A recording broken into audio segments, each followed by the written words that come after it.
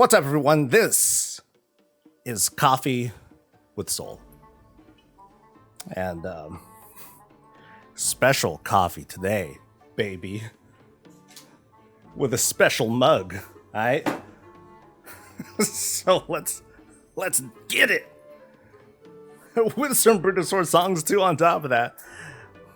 Yeah, it's a weird colored coffee. Dude, does this not have a perforation? No, oh no, there it is. Okay. I wanted to make sure that oh wow, I'm getting wow. Nice. Dude, look at that. Dude, you guys are throwing me them dude. Let's go. Prime subs. I got coffee. I got donuts. I got water and all that stuff. Dude. Should I drink more? Should I just drink to this already? Holy cow, you maniacs. Yeah, baby. I still need to say hi to people. Holy moly. The song just doesn't stop. You guys are insane. You guys are insane. What I said about donuts? Okay, I'm gonna say hi to everyone in just a little bit. Let's pour one out. Oh, don't spill any, Soul. Ooh, that's a lot. No. We're good. All right. So, I hope everyone's doing well. I'm about to say hi to people. So, oh my God, more songs. You guys are amazing. Okay, let me try to get caught up with folks. What's up to Thundering Horde? You're the first person to say hi. What is up to you, dude? Thank you very much. What's up to Ezreal? I'm gonna repeat names. Watch. What's up to Ezreal and Gelzon and Imond and Cries and Degreasomer and to Nightbot, I guess. And there's the stream or something. Something just went nuts. I don't know what it was, but anyway, let's keep going. What's up to Kaga? What's up to Gelzon again? What's up to Professor Stash? What is up to Saphira, first time caller? Hey. What's up to Woods and to Shady? Welcome back, dude. What is up to Darth and Mikey Moto and Antunes and Scarlarth and TSB and Zagrito666, another first time caller, and to Maddie, and to Slammer and to Shade, another first time caller. Is Hamburger my copium supplier? Absolutely, he's the one that brought the tequila. Who else do we got? Thorny Heart, I think I said hi. What's up, dude? Thank you to everyone who is throwing me Prime subs. Much appreciated. Let's see who else we got. We got Tagger37. We've got Lily. We've got Fell Fox. We got people that are just throwing subs. Thank you to Fell Foxling and Shade and Saphira and anyone that I missed. Ezreal, thanks for gifting stuff. Thank you to Boris with the bits. Thank you very much. And to Tharmus and to Blue and to Justin and to Retro and to Jaded, Pixie, you two first time callers. I'm starting to sweat. I'm like getting nervous, man. This is awesome. This is amazing. You know, let me finish saying hi to folks. What's up to Afterlife? What's up to Fellow Foxling again? First time chatter. Thank you. What's up to Afterlife and to Terakai? And okay, I'm caught up. So this feeling that I'm having right now. So it's an hour before the announcement, right? This brings me back to BlizzCon, right? I don't know if anyone here on chat has been there before, but you know, just like there's this feeling when you're at BlizzCon, you're seeing people like starting to get into their seats, they're kind of mingling around, we're all chatting, we're all watching like wow shit going on in the background. Maybe I'll have something play in like a little bit, and like there's just this air of anticipation, and you get like these kinds of chills a little bit, and I'm getting that feeling, and just for that alone, I'm grateful to like do this. It's only been a few minutes. I'm grateful to do this. And I'm grateful for those of you who are like joining me, who want to like share in this sort of energy so we can be like, yeah, or like,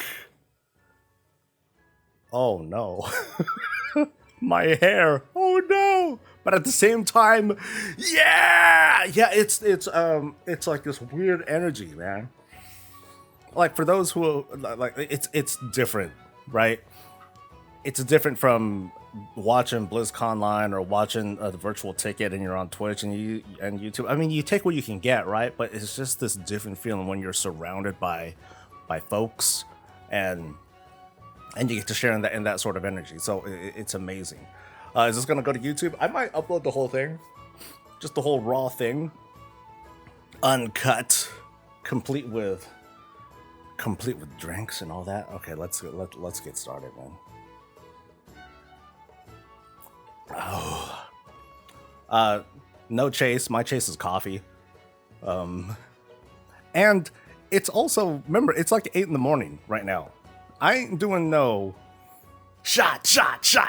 You know, I ain't no lush, man. We're doing it. We're having fun all even the alcohol before the announcement. This is perfect, man. This is perfect. Oh, what's up, Panini? And what's up to everyone who's joining us, who's going to be hanging out. Again, I really, really appreciate you coming by. I encourage y'all, hey, go ahead and flip through. There's just a lot of energy going around, especially because there's no actual BlizzCon. This is when the hype reaches the apex. This is when the weird-ass leaks start to appear, and I don't even know what they are. We're seeing all these, like, plausible images starting to crop up, like a dude with whatever. We're going to find out, right? We're gonna find out. Ugh. So again, so what do we do here? What do we do now? We got like 50 minutes of suffering to go through. Okay, first off, I guess I'll where's my thing? I have a bingo card that I already set up, but if you guys think it sucks, we'll just make a new one. Cause I could do that. That's my power. Okay, so I thought we were doing shots when something's going on the bingo board. I'm gonna take sips, all right? I'm gonna take sips. Like, this much is probably what I plan on having for like the whole stream, because that'd be way too much otherwise. Okay, so let me switch to this guy really quick. Skaboosh. All right.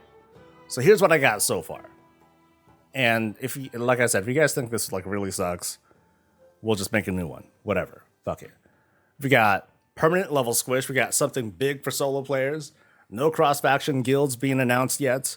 We're gonna find out. Confirmed BlizzCon player housing, additional specs, new class.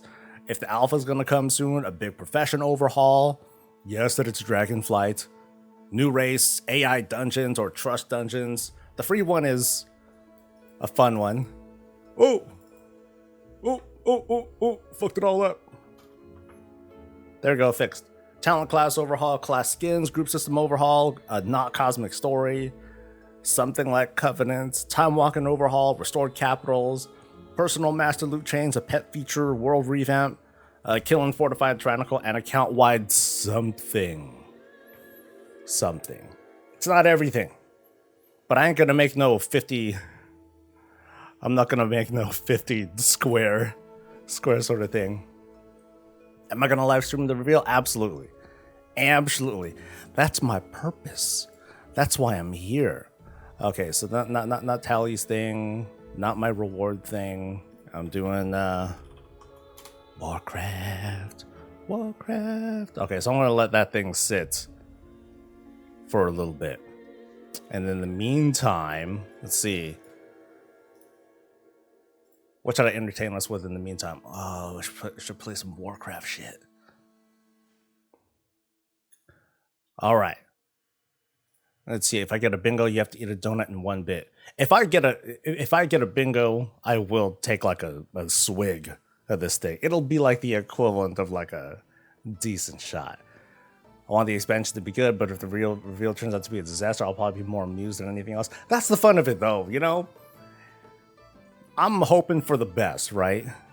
Anything could happen. This could be like, this could be the most dog shit thing. But the fun of it is just sharing this moment with you all. That's the takeaway from it. You know, and that's the value. Where's the Clippers? My bathroom is right there. I will not shave on camera. All right, I ain't gonna shave on camera because this is carpet. Yeah, this is carpet. If I shave, I'll commit first. So I'll shave like, I don't know, half of this shit off. And I'll just go and I'll just keep going. So that's how you know that I'm serious. Like I'll do like, I'll commit. So the bet was, if they announce traditional player housing, it goes. If they announce Garrisons 2.0, no. Y'all ain't gonna hold me to that. I will bitch out of it, and y'all ain't gonna complain. Now, what if it's a full card bingo? What if it's everything? What if it's everything? What if they do all this stuff? Well, then I'm gonna get fucked up, aren't I? Oh, this isn't coffee. Damn it, Soul. Yeah, that's not coffee. Order Halls 2.0. Well, obviously that's not player housing. So, nah. Yeah, those folks that try to say, oh yeah, Garrisons was their player housing because they said, you know, Blizzard can be wrong about things too. If I hump the floor, you can get chafed on the carpet. Oh yeah? Oh yeah? Garrisons 2.0, I shaved the beard. No, that's weak. I mean, the last time I shaved this all off, it was an accident. I kind of fucked up. Like, oh. Quick story, like I was just like shaving my thing, you know, doing my thing. And then I was like, oh, I missed, you know, and then I put everything away. I thought I was done. And then I looked, I'm like, oh, not good enough. All right, well, let me get it. Yeah, I grabbed the shaver. I didn't set the guard. And so I had like this big old, you know, empty thing like right here. I was like, I guess we're doing it. Fuck, man. And so off it went. And that's why you saw it gone there. A dance studio. You know, I did not think of a dance studio. I mean, we had like the cool DDR mini game. Have you guys tried that? I tried it. It was cool. It was very minimal, but it was cool.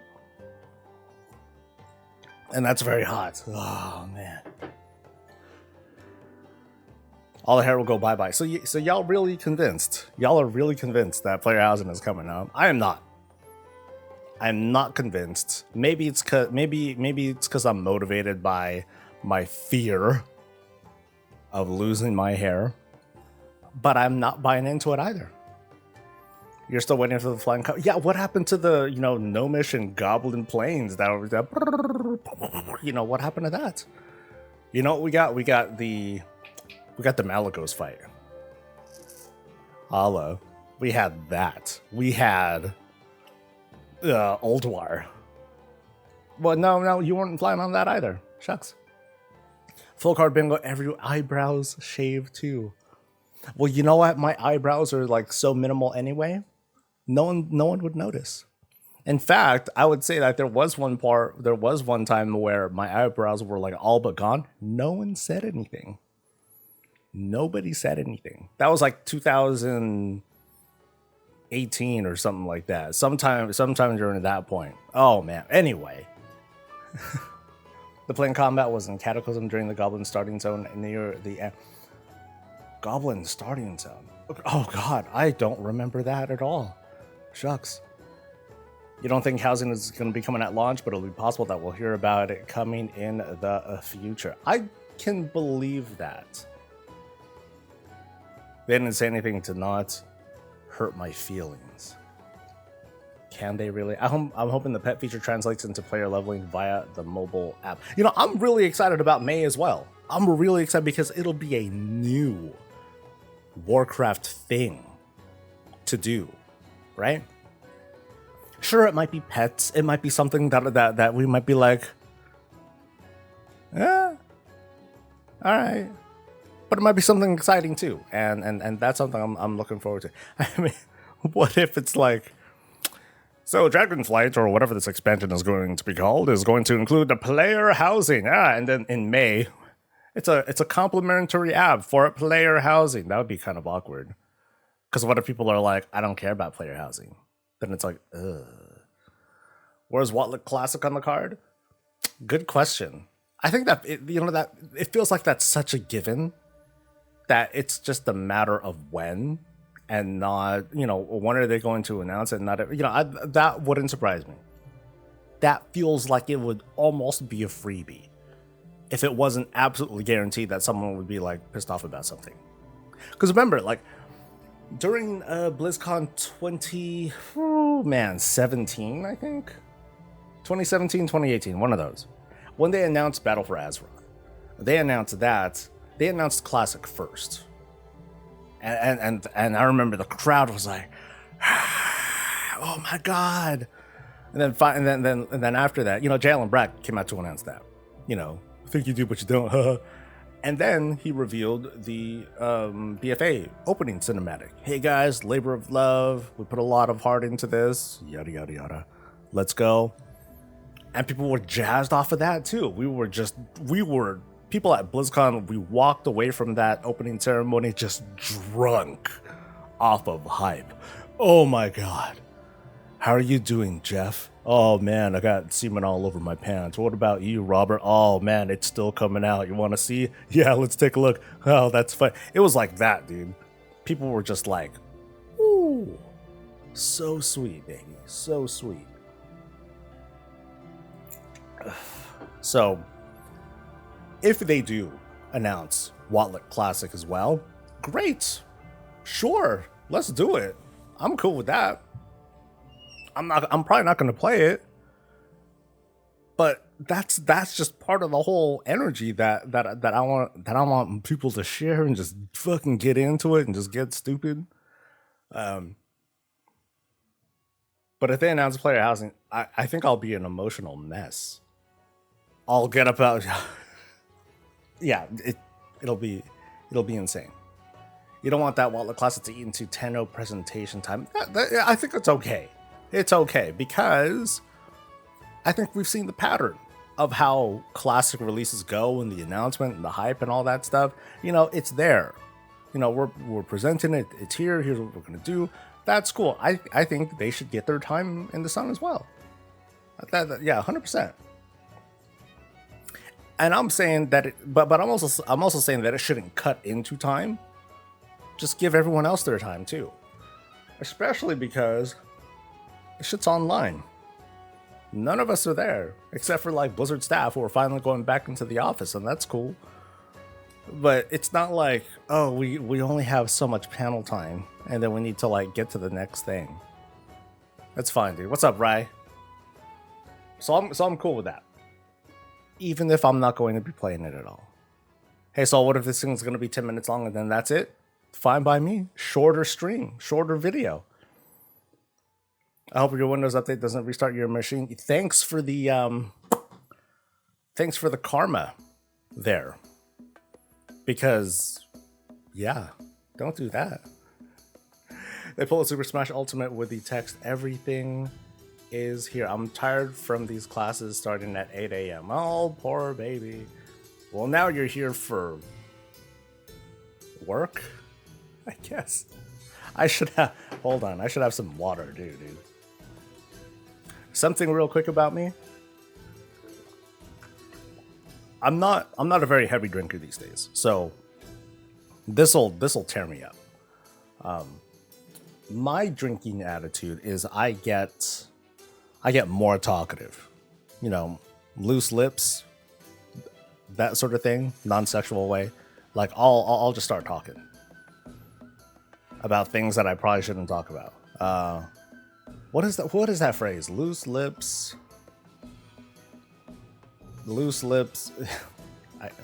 Not tits, Soul, not tits. Loose lips sink ships. There we go. Yeah, you got it. Yay!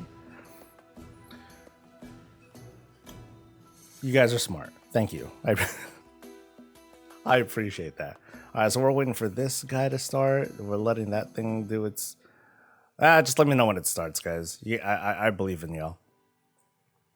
So maybe a 10-minute. Oh, I'm certain. If this is gonna feel like a BlizzCon sort of thing, then it might feel like a BlizzCon sort of thing, where we're gonna get like a. If you guys remember how the BlizzCon montages go, they open up with like a whole bunch of people standing in line, and they have all that shit going on, and they're showing fans and people who are doing cosplay. What are they gonna do this time? Are they gonna show a whole bunch of people on Zoom calls? Well, Twitch chat going. Riveting. So exciting. This is like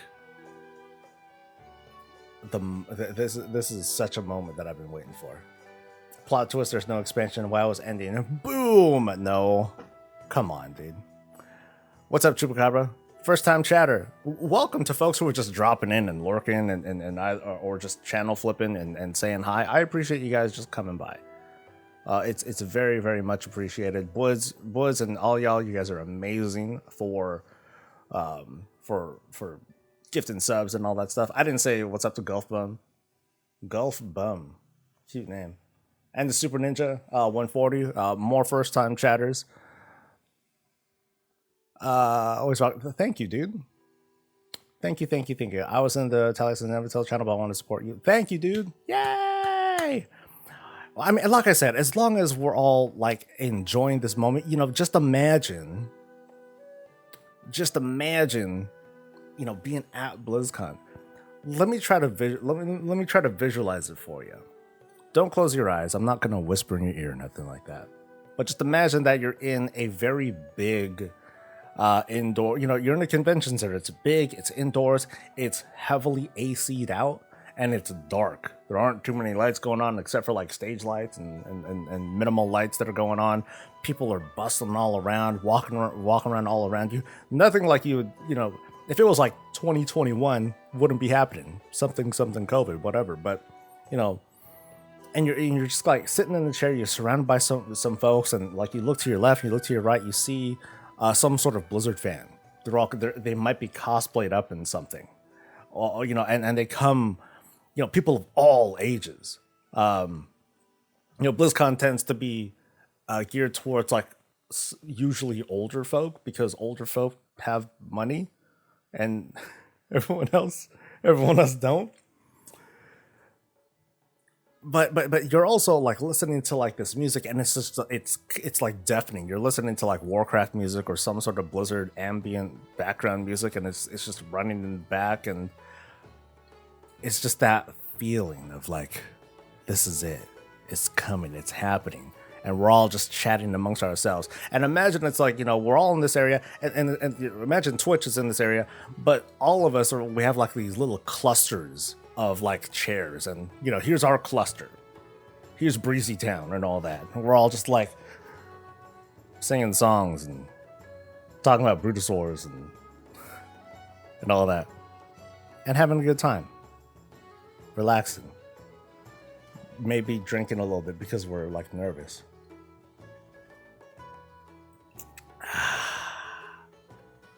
Someone recommended the Rocks tequila.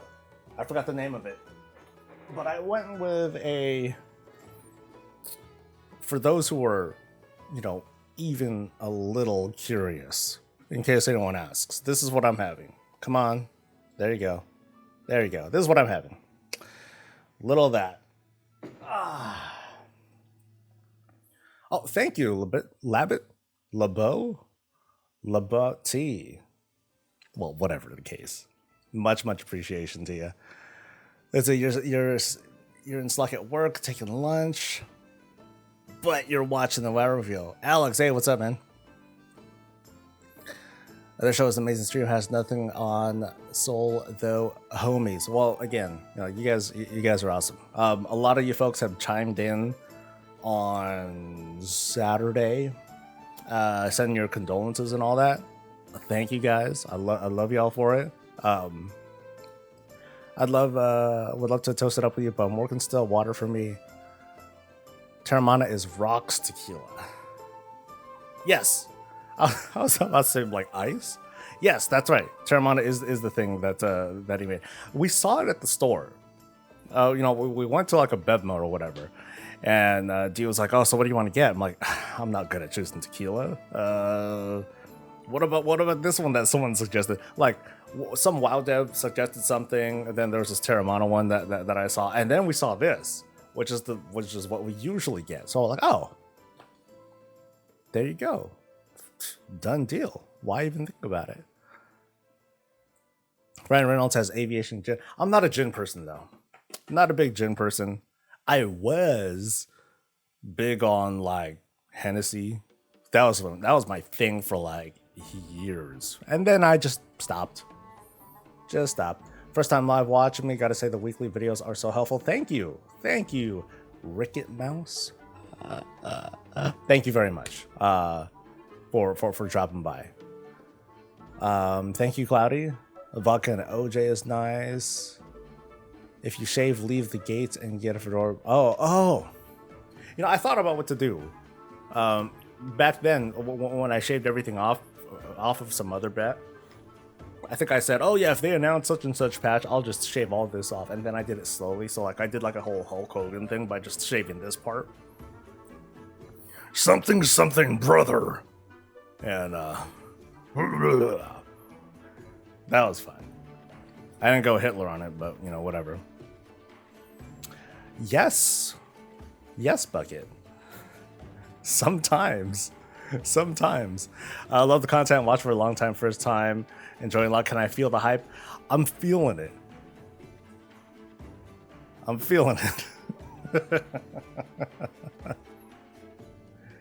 Drink responsibly, friends. Whatever. T-minus 30 minutes. This thing's still not running. Yeah, this thing's not going yet still.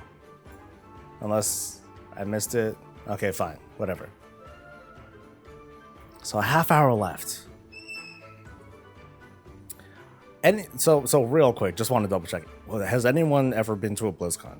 I know that population is very small, so I would not be surprised if people have not gone before. This is my first time at for an expansion announcement that I have not been at a BlizzCon for. This is very odd. It's very odd. Okay. So we do have some people. So Kara Lee has been. Hey, Lion Sword has. Darth has.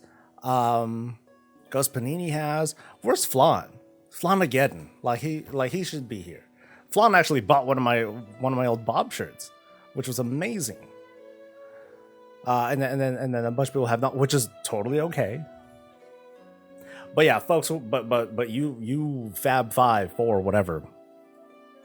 I'm feeling that. I'm feeling that kind of chill. Being there, waiting. Everyone's gathered around. All of us are gathered around. I'm used to seeing like a whole bunch of guildmates, wife, and all that. I wish I could have them here, but that sort of thing. I'm vibing it.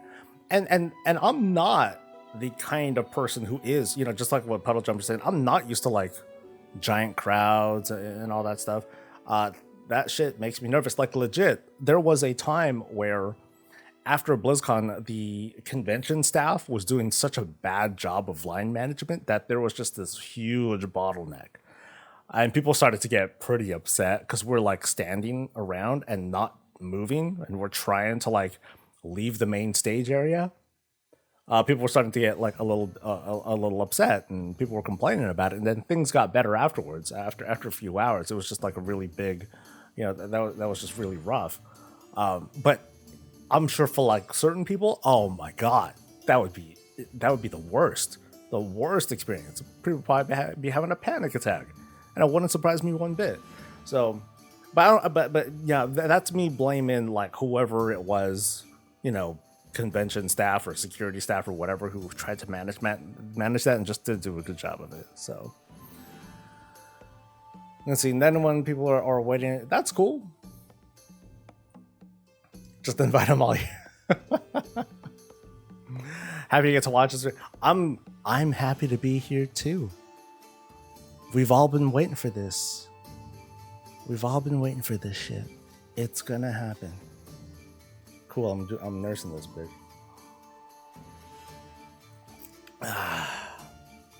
You were there for the last one. The line management, everyone was horrible. That was the first year that I didn't even make it to the main stage. Yeah, I didn't make it to the main stage because I think we got there like a little bit late, and I was like, oh, this is just bad. We're like way in the back. Oh my god. It's insane like how many people show up to these things. So it'll be very, very surprising if they do hold a BlizzCon this year. I'll be very surprised about it. I'm thinking that they won't, and they just haven't officially made it like, nah, we ain't doing this shit. Personally, I don't want them to. because I'm paranoid. That's it. I'm paranoid. I'm thinking about me and my immediate family. I'm paranoid. I did book a room just in case. But I'm not counting on anyone I know going, except for maybe D. That's it. Depending on the circumstances, D is probably going to come, but there's a chance that she might not. But yeah, that's it. I'm not counting on nobody, which feels really bad. But even then, I don't even know if I'd go. So, with all the restrictions and issues in California, I don't think they will. No, they've lifted almost everything. We're almost totally open, except for cities and whatnot that decide, hey, you know, we're gonna still have a mandate for this and this and this, because whatever. And I'm not quite sure how like conventions go either. But as far as like just regular public places, it's, you know, everything's pretty much open. You had a great spot at Hearthstone. I think we were at, it was one of the middle stages. I think that was Hearthstone. Or whatever. Whatever the case. Or maybe, I mean, actually, I think it was StarCraft. I think it was a StarCraft stage. But it was still cool. Let's see, I was doing Play Live with Panzers one year, and she raided me with a ton of people. I almost hid under my desk. Oh my. Let's see. We saw the mobile game announcements to look forward to after this. It's crazy. It's been a year so far. April 19th. It's been a year so far. Like, what we're, you know, between now and like going back like a couple of months, we've just been seeing like one like big reveal after another. It feels like they've been doing a better job of managing like kind of like their PR, being responsive, being more strategic on when they announce stuff.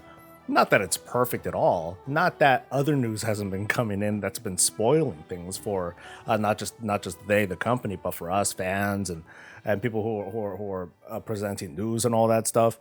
But it feels like when it comes to the way that they've been communicating and announcing things and responding to stuff, like they've been better. I'm not even going to say that it's like good or great, but they've definitely been better than they have in previous years, and I appreciate that. If I was offered a chance to cast the MDI Race to World first, would I accept, and which would you do? I probably wouldn't, to be honest. I'm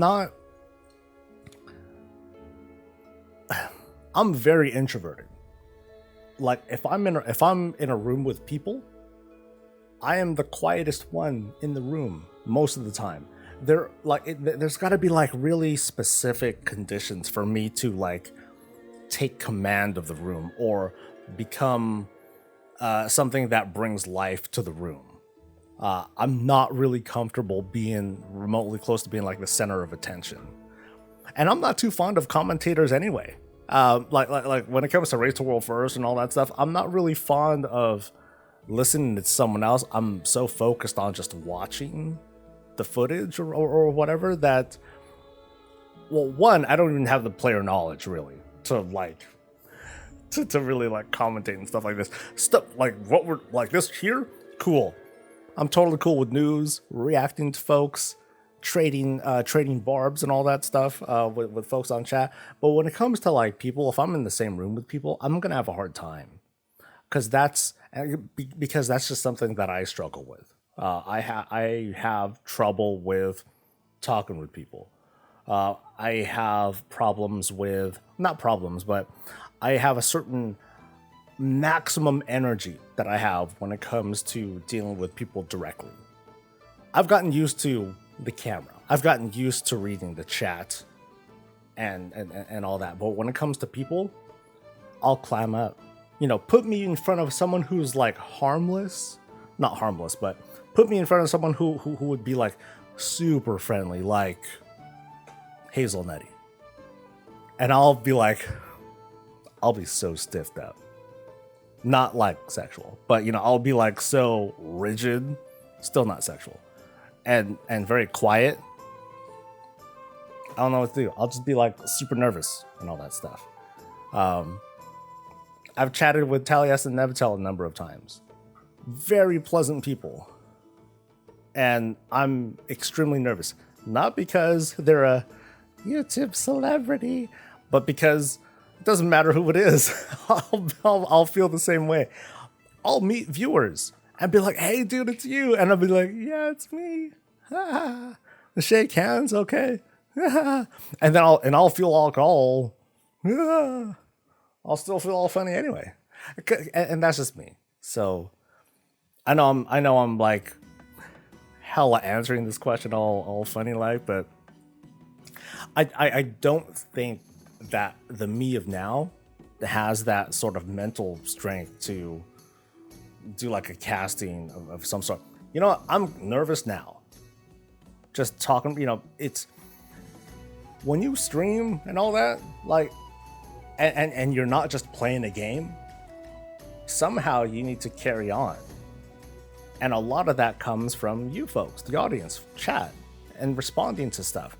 So I think I've learned, I've trained myself, I've taught myself to feed off the energy of chat in a certain way. You know, by responding, reading, yada, yada, yada. But responding to people, oh, that's fast. You guys are talking so fast, and I speak really slow, and I stutter a lot, guys. So can you give me a break? I'm sure Asmongold would be a very pleasant person to talk to in person. And we can like debate stuff and do all that. I'm sure it'd be pleasant. It'd be very chill. But it's me, you know. I just have a hard time.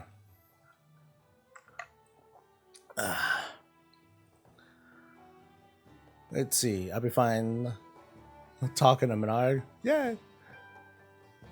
So I made you a meme. It's clean.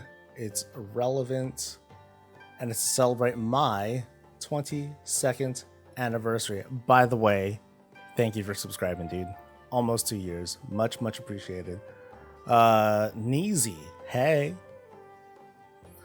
As well, not so much. Zach, well, yeah, I'm thinking about the person because I don't have a persona that I pick up on. That's stuck away. Such a good streamer. You're human, just like the rest of us. Unlike them, the robots. Do you really want to be audience to the machine? Permanent level squish in the corner is bold. Is it bold? It's bigger words. How much longer? Ooh, do I hear a thing? No. Let me just reload. Start, bitch. Nope, still not doing it. Still not doing it. Should I be watching this on Twitch or YouTube? Makes no difference to me, so. Hey, what's up? Follow the heck out of you on YouTube. Came after to hear your thoughts on 10-0. I'm thinking to myself, I don't know what to. There it is. Yeah, bitch. Yeah. Yes. All right, so we're just gonna let this guy. Can I play it? Okay, I think it's going. Wait, is it going? I can't tell. Okay, it's live.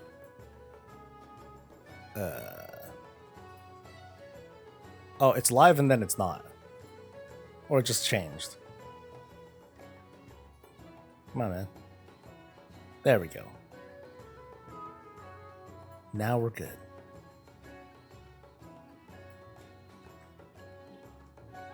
It's happening! It's almost happened. Oh, real talk. Should I leave this as big as it is? Or should I like make it smaller so it fits on the screen? Right? Should I do that? Hi, Annie Blue. You just got a 278 trinket from your vault. Easy replacing the 246. Nice. Let's see. Hide. People saying hide chat. I can do that. Boop. Now it's just me and the thing. This is big enough, right? I don't think I'm already like 3'4", so I'm already not taking up space. I'm just used to this. All right, yeah, this is it, dudes. Okay, this is not it. This is gonna be it soon. This is gonna be it soon. Expansion review. You know what I'm waiting for? I'm waiting to hear from this dick. I really hope that they do a Q&A again. I don't know if Scott Johnson is still going to do it because I think that he had pretty strong feelings about the Blizzard lawsuit and everything that's going on, and I don't blame anyone for making their purchase decisions based on that, 100%. But I still remember at BlizzCon Line when there was the Q&A, Scott Johnson was doing his thing, and he was answering a bunch of questions. He was going through. Okay, our next question is from this dick. And like 10-year-old me, who is like the dominant persona. Oh, I just laughed my ass off. Oh, that shit was funny. That was the best. What's the bingo card gonna be? Oh, it's here, right? You know what I should do? I should hold up.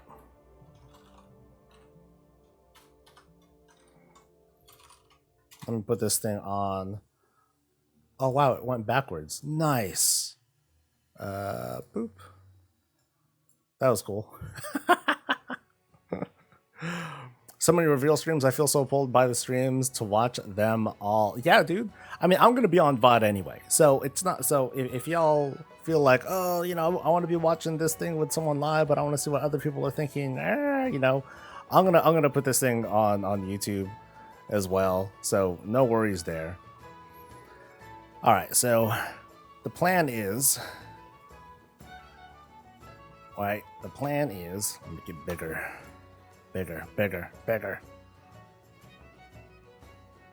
You know, once we get through some of this,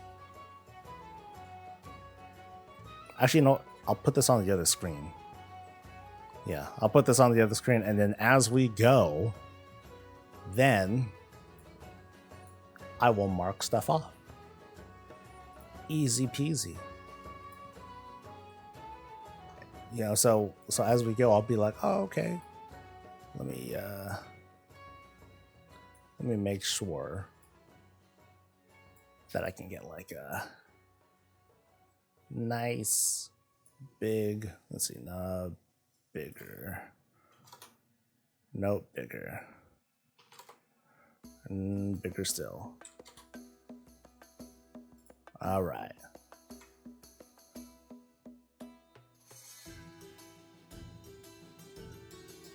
Cool. So the plan is, y'all be like, all right, cool, we got a new thing. Bwah! All right. Fast response, ninja-like speed. There you go.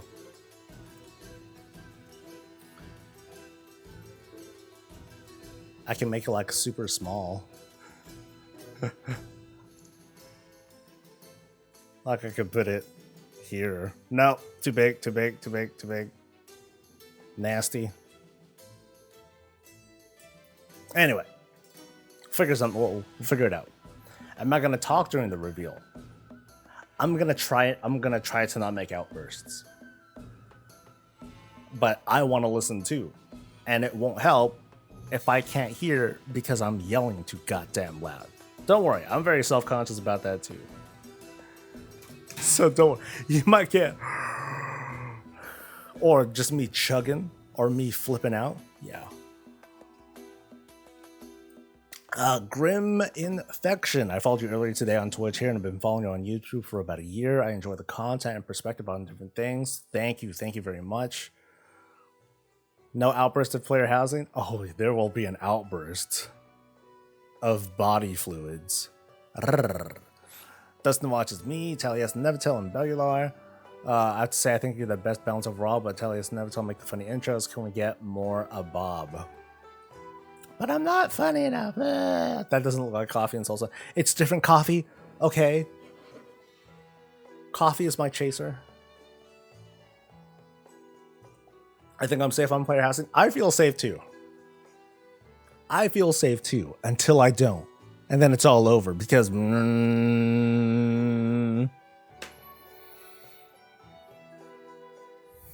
coffee. As much as I want player housing, I would prefer the resources go to fixing progression systems. I want both. You know why I want both, Neezy? Here's why. When progression ends, when the raid is over and the gear is farmed and you got your best in slot and you got your 99, 100% parse, then what? The progression is over. Then what? Let's get some transmog. Let's get some mounts. Let's get some titles and achievements and a pet. And that's it. I want more than that. I'm greedy. I want more. I want to be able to take these achievements, pets, mounts, transmog, and but have more expression with it. More. More. I would like to see them improve on progression systems. But I don't feel like they need to sacrifice trying new things or trying something different for the sake of that. Progression is never over. That's the truth, dude.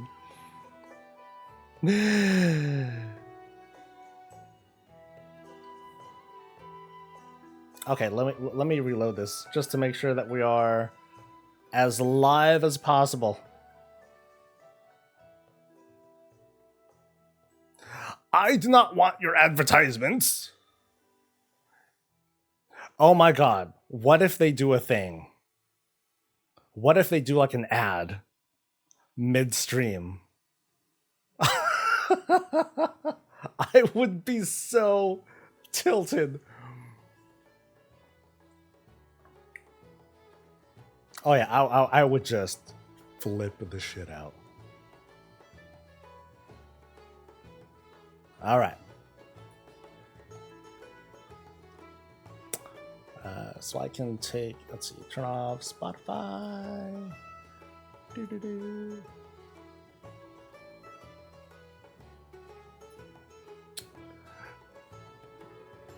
All right, let me turn this off, turn this down just a little bit.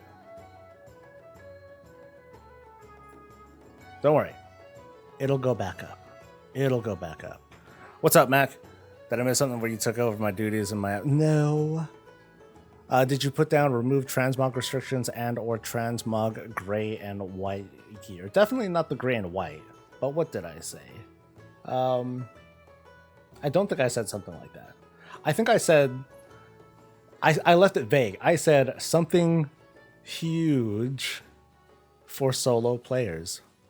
I'm going to turn it back up before the thing goes up because, yeah, I just want to make sure. I'd rather have the volume be too loud than too soft because you guys can turn that down. You guys can't turn it up. You know what I mean? So that's fine. You're absorbing my lushness. Old War fans. I'm only kind of a fan. Mac, since Mac is here in the chat, he's one of my guildmates. Since Mac is in the chat, I remember I was talking about Little Man. I remember I was talking about him the other day. I was like, yeah, we had a dude that just sat there and auto shot during frickin' Yogg Saron progression. That was great.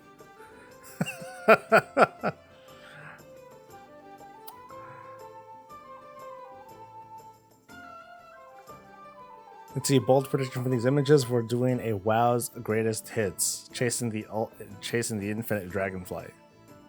That would be like that would be a cheesy way to like introduce all sorts of like different sorts of content that doesn't like sit on any specific theme, but that would feel kind of detached too. I would want, I'd want to stay in like a particular like realm of sorts. Part of me sort of prefers that. For a second, Wolf, what's up, dude? I remember triggering the first hard mode in Old War. I think the first hard mode that we've tried doing was, the first fight, whatever that was.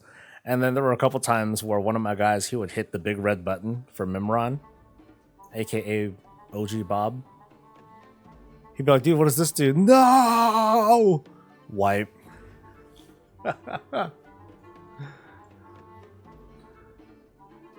I want the main areas to be grounded, but if we don't go back to Caverns of Time for a few things, they are wasting the opportunity. Yeah, oh, exactly, Mac. See, Mac remembers. That button was hard. Yeah. And it would be something like Mimron that has a very whimsical, kind of a whimsical feel to it. It would be that, which is like, okay, what's the really obvious way to activate hard mode? How about a big red button? Yes. What's up, Australia? First time I've actually been able to catch me. Like, yay! Thank you. Oh, I appreciate it. I'm usually on during this time. So if anyone wants to just drop by, say what's up, I'm cool with that. And if not, sad song. I will hug my hamburger and be sad. I had a hunter during Rat that did the same thing during my raids. I had a rogue pull thread on Thaddeus mini bosses, which made me have to jump into Blood Presence to tank until the tank got there. Oh, those days, man. Those days when it was a little bit easier for non-tanks to be tanks for a little bit. Like kind of in a pinch. As opposed to, oh yeah, I'm going to taunt real... Oh, nope, that was it. That was it. I feel like that's harder to do these days. And Mac, are you at work right now? Because I'm just day drinking right now, so... do you still drink at work? I should ask. Dual wield frost tank. I think that was cool. You can join in if you want at your leisure. What am I drinking? Tequila. I know it's only work, he says. We are at 4 minutes and 20 seconds. Nice. I tanked for a Jailers Gauntlet group, never played Vengeance in my life, swapped and had no clue what the buttons did, and I still held threat. I mean, as long as you're doing damage, you're holding threat. That is it. This is work for you. This drink should be attacked right off, to be honest. I can, but it's very insignificant.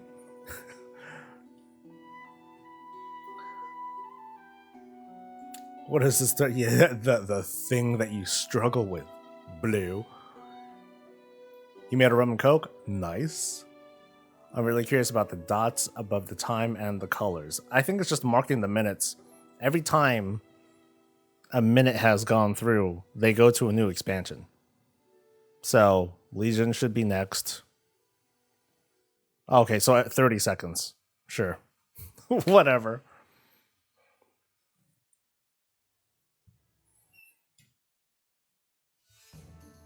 Oh, look at that. You're revealing it all, Justin.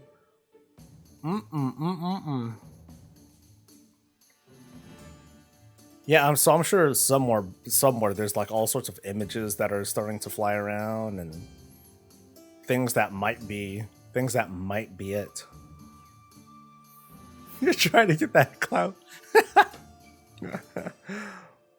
Real talk, do you have issues holding threatened comps with big burst windows at the start of polls? Yes, sometimes. It usually results from me just doing a soft pull with like an Avenger shield and then just waiting for mobs to come to me, because then the DPS will just pop cooldowns and go ham, and then I'll get jacked. And then, then I'll be in trouble. Otherwise, though, if I'm able to get like a decent opener off, and I usually can, because I'll pull with a shield, I'll throw my fan of shields for like some extra threat, and then I'll be fine. It's only really like if dudes are hard focusing a target that may or may not be the actual target they should be killing first. So that's the big thing. Make to especially try and tell pugs, like, mark your target, or mark the target that you know that you're going for, And then the DPS can blame themselves if they screw up and they're like, hey dude, what? How come you didn't keep threat? I'm like, well, I'm not keeping that much threat on that one. Bitch. But otherwise, Divine Toll is just rocking. The only small problem that you might have would be like if you're doing like a really big pack, like more than 5 targets, then things might get like a little bit sketchy. Otherwise though, between that and just pumping out shields, like if you're in a Mythic Plus, especially these days, you have the tools to get like huge threat, like right on the pole. Do Pally still taunt 2 mobs? No, it's back to just 1. It's back to just 1. And I thought back in the Righteous Defense days, I thought it was 3 targets and not 2. So this is it, dudes.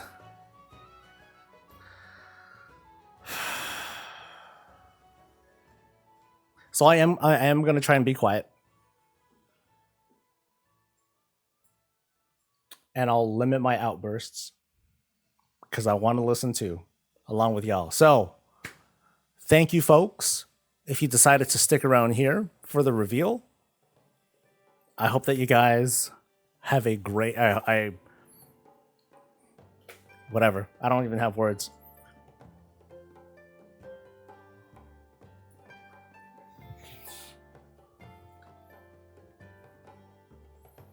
Let's go, Mac. Let's go. Let's go.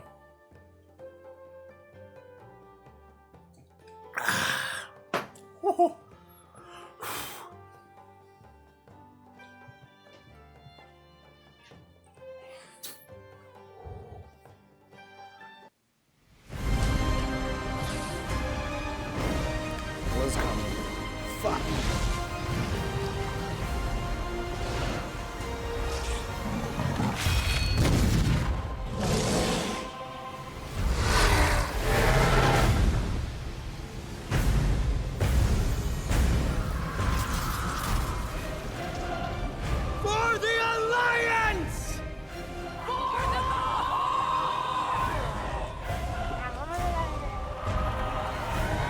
Hey, they did do the montage.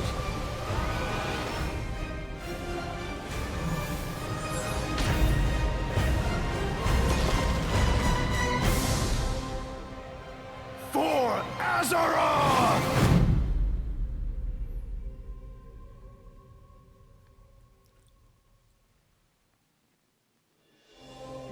Hi everyone, I'm John Haidt, General Manager for Warcraft, and with me today are my friends Ian Hazacostas, who is the Game Director for World of Warcraft, and Holly Longdale, who leads up the production team for WoW Classic. He's a VP now. I really appreciate you tuning in. I know we're really excited to be able to give you updates on what's happening in World of Warcraft. But first, I want to thank our community for all the feedback you've given us this year, and especially our Community Council. You've helped shape and influence the updates that we've done recently and what you're going to see in the upcoming year. I mean, really, for Shadowlands in particular, the story of the last 9 months or so of this expansion is all about the community, and it's shaped by what we've been hearing from them and us realizing as a team that we just collectively needed to do a better job of making sure the community felt heard. And so that led us to the changes we made in 9.15, but also really re-examining some of the assumptions and foundations of World of Warcraft about things like character investment and mains versus alts, or how catch-up should work, or the appropriate role of friction in our systems. And I think 9.15 represented a step in the direction of letting players have more freedom to play World of Warcraft the way they want to play it. And we really built our Eternity's End content update from the ground up around those principles. What are some of the things that the community said that influenced your decisions for Eternity's End? Things like the method and pacing of acquisition of the Covenant Legendary item, tons of tuning, and I think every step of the way, we were listening to make sure that we were carrying forward those lessons learned in the course of 9.15 into Eternity's End and beyond. So WoW Classic came about because of the community. Yeah, they continue to help guide and support us as Classic evolves. World of Warcraft has always been about the world and the players that inhabit it. And we are in a lot of ways curators and caretakers of that journey and of that experience. And so once this Classic community formed and grew, we had to listen to them. It's this tide of listening to the community and paying attention to what is a good experience for our players now. And where we really saw a sea change in this idea is with our Season of Mastery round, which is a Season of Fresh Start Classic. And initially we were talking about it like it was going to be like a fresh start. Let's try this experiment in a season. It'll be about a year long. And then when the community found out about it, we started seeing this upswell. Yeah, the team just took that idea and ran with it and turned, what started out as a small community project into this Soul of Iron system that became a centerpiece of Season of Mastery and a whole new opt-in hardcore mode that we've seen communities built around. Yep. Lots of, thrilling victory and painful defeat. 5 hours. I made it 5 hours. Yeah. And it continues, like Burning Crusade Classic. We wanted to balance the Paladin seals between Horde and Alliance, so we made an addition there. We wouldn't have gotten there without the community's input. So, influence the community, you've got another update and pretty significant controversial change for this. Yeah, cross-faction play coming in 9.2.5. Which is on a public test ROM now as a big centerpiece. Cross-faction. Yep. You're breaking with a 17-year tradition. Yeah, it's something. It was not an easily made decision by any means, and I think this is another one of those areas where really we try to take to heart community feedback and requests and ask ourselves as a team whether there's a way to accommodate such an earnestly held desire and still feel like we're being true to the roots of the game. I think players desire to play with their friends who might prefer a different faction, or to play with the faction that they more closely identify with, even though their raid group is elsewhere. It's really important for me. I play a lot of alts, and I love absorbing the story for each race, and having that ability to play with all of my friends across factions is fantastic. At the end of the day, the battle cry is for the Horde. It's not against the Alliance. It's not death to the Alliance. It's about pride in one's faction. And I think there's a way to preserve that and even strengthen that while giving players the ability to make the same choice we've seen the greatest heroes make time and time again. I can't wait to do this. I'm seeing a lot of my friends that I never knew had a max level character in the other faction suddenly come out of the woodwork. And then, with these cross-faction groups, many of them are going to be diving into something new that we're doing to kind of cap off Shadowlands, a Season 4. Kind of a remix, a bit of a greatest hits, revisiting all of our raid zones across the expansion, bringing in some familiar older favorites into the Mythic Plus rotation. And we recognize this is kind of a closing chapter, a little bit of a send-off to Shadowlands. As everyone gets ready for what happens next and what will come next, want to give a fun new challenge for everyone to sink their teeth into. Really cool stuff for Modern WoW players. I'm super excited about the gear upgrades that you're going to give me and the chance to go back and play some of those awesome raids. There's a lot to explore. Very exciting. For our next adventure in World of Warcraft, we're going to go back to Azeroth. We're going to a space with high fantasy. I mean, our fans of Azeroth for a long time. This has been kind of the foundation of much of the lore of WoW. So without further ado, let's watch the cinematic.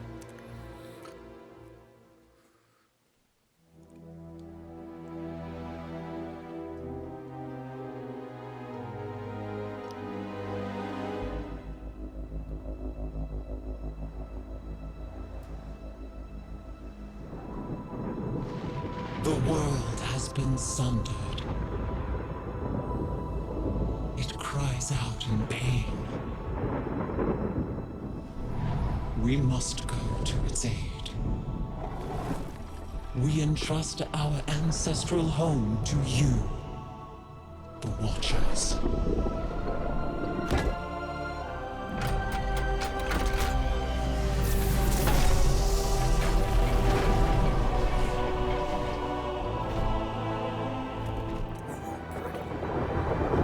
Land slumber, hidden even from our own eyes.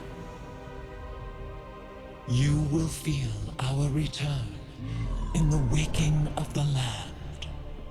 Then you must light the beacon of Tearhold, lest the path home be lost to us forever. And then things happened.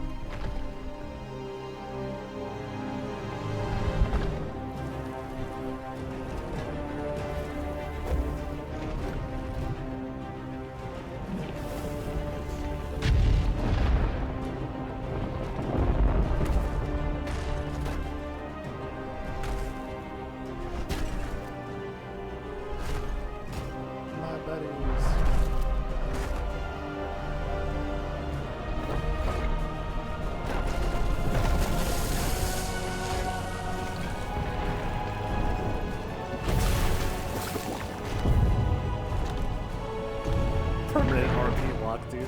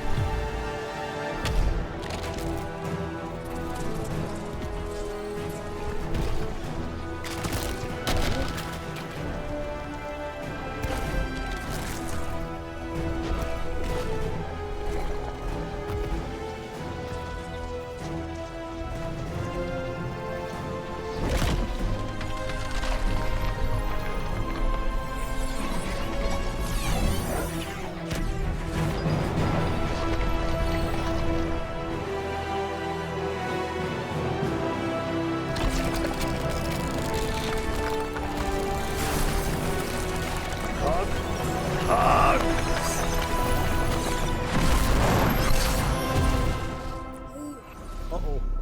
Uh-oh.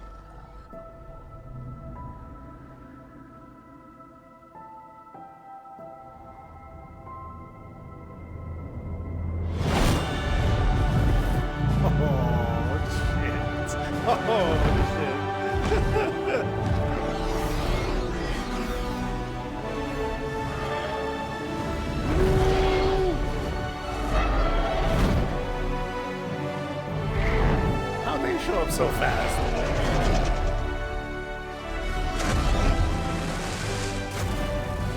The world is healing. Oh, they just Fate bullshit. is yet uncertain.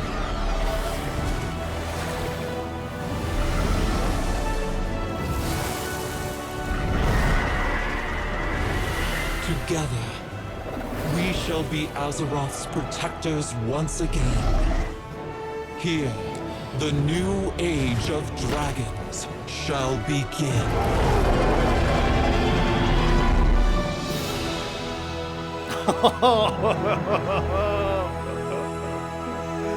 The image, dude. Yeah, that logo leads. Dragons! Dragons. This is so cool. Dragons! No one saw it coming. No one saw it coming. Carefully kept secret. But seriously, I mean, what did we just see there? The awakening of the Dragon Isles, the return of dragons, the dawn of a new age. Right, we've seen Rathian searching for his father's legacy, searching for the Dragon Isles. There's a reason why he hasn't been able to find them until now. The beacon going off, is that summoning the dragons? It is removing the concealment that had hidden the Dragon Isles from the world, but also course. beckoning the dragons back urgently in a time of need. I assume pretty good variety of locales within the Dragon Isles. It's Yes, the Dragon Isles, as kind of standard for WoW expansion, consist of 5 zones, 4 standard leveling zones, and a new starter zone that we'll get to in a second. Can you talk a little bit about how the team found ways to thread the dragon aspects throughout the environments? The Dragon Isles are a place that is lush and primal, bursting with elemental energy. As Azeroth herself reawakens, those primal forces are expressed throughout the environment, whether it's magma activity, volcanic activity, whether it's the icy wastes of the Azure Span, and each one of those has a connection to a Dragonflight that we've seen before. And it's going to be an amazing place for players to arrive at and explore. all right. You know I'm going to ask. Yes, okay, so Can I be a dragon? let's start getting into some features here and what Dragonflight means for you as well as just a place. So first off, yes, we have an all-new playable race, the Drakthir race. Yeah. This is a Draken, a draconic race, but dragons in Warcraft have the ability to take on a humanoid form. What classes can they be?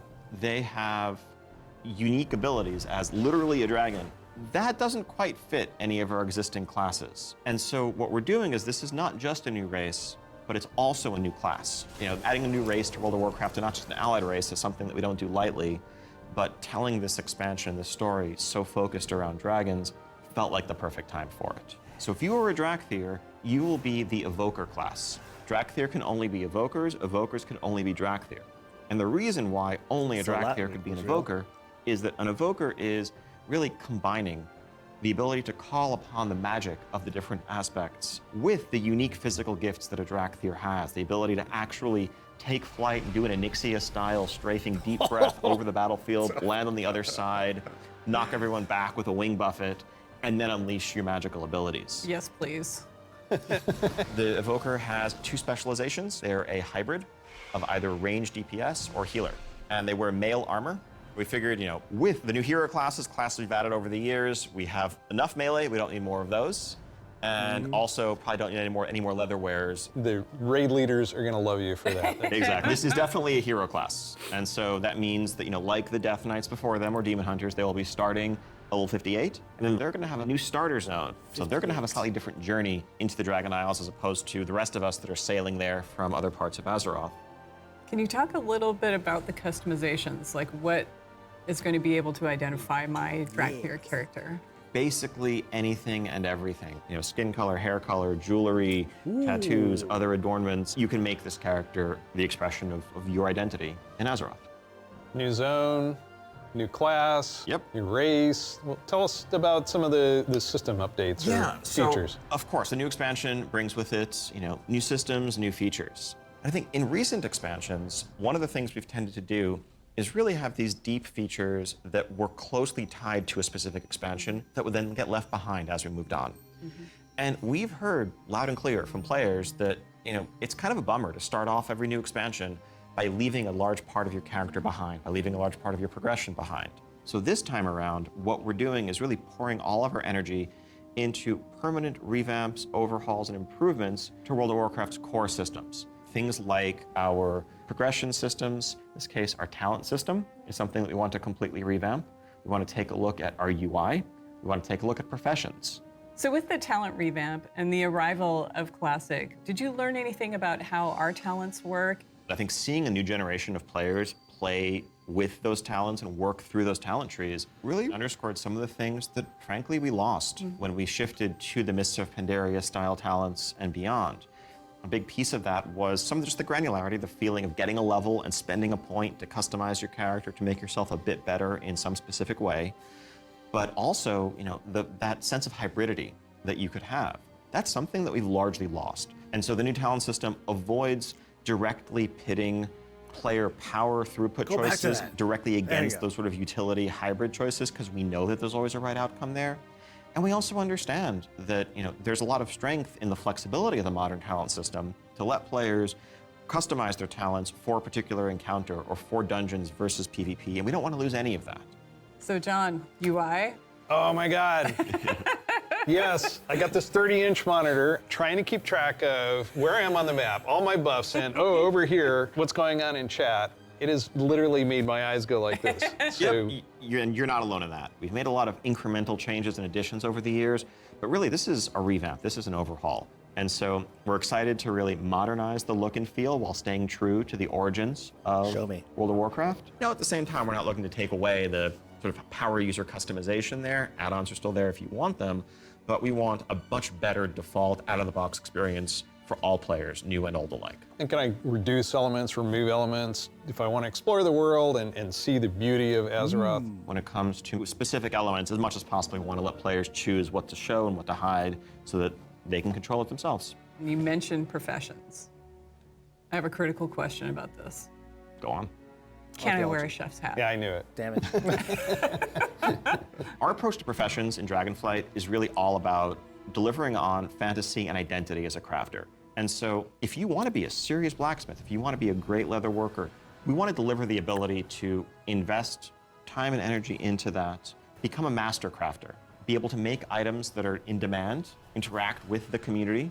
One of the big pieces that we want to do to support that is a new work order system to have a bit more convenience than just spamming trade chat all day. But if you are someone, you're not yourself a blacksmith, but you have a bunch of mats and you want them forged into a great sword, you can put that work order up, list your mats, offer a commission, and a skilled blacksmith can come along and make you the weapon of your dreams. I think we left out one thing, though. You can be a Drakthir, go to Dragon Isles. Can I have a dragon? What's the fantasy of dragons, if not soaring over the lands? And so we're really excited to introduce a feature that we're calling dragon riding. It's dynamic, with everything from momentum to dive bombs, the ability to just sort of build that speed up and feel the world rushing past you in a way that should be much more exciting than traditional flights that we've made available in the past, but that's also available for players through a customizable dragon mount right from the start. So this is a skill you can learn fly. over time, right, to become an awesome dragon rider? Yes, you'll be able to sort of upgrade aspects of your flight, but you will have this new form of flight from the start. And the Dragon Companion that you have is, of course, very thoroughly customizable, which is a new thing for us for mounts. This is not just a generic dragon that everyone has, but a drake that is yours. What do you want its scales to look like, horns, the shape of its head, other attachments, armor pieces, and more. Take your pick. This is so cool. So the Dragonflight expansion is going to see players leveling to 70, going to the all-new continent of the Dragon Isles, which consists of 5 zones, 4 standard leveling zones, and a new starter zone for our Drakthir class, as well as a range of systems revamps, such as a new talent system, an overhaul and update to our UI, and an entirely fresh look at professions with more depth than ever before. Also getting around the Dragon Isles is going to come in the form of dragon riding, which lets you customize and upgrade your own mount so that you can fly in a sense from the start. And of course, as with any new expansion, we have a new set of dungeons, a raid, and much more to come. We also have an alpha that will be starting up in the future. Check out our website for more information and keep an eye out for those opt-in signups if you want to help us test out Dragonflight and give us even more feedback to make it better. We do have a deep dive that follows this, so please stay around. Classic players, we haven't forgotten about you. You could probably guess where we're going to go next. One of the all-time favorite expansions from World of Warcraft. Let's watch the cinematic. My hair is safe. We had forgotten. Did you think we had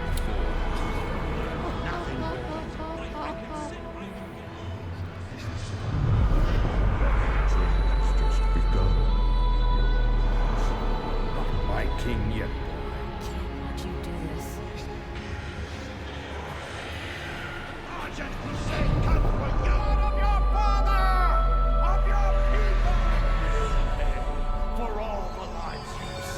My son, the day you were born, the very forests of Lordaeron whispered the name Arthas.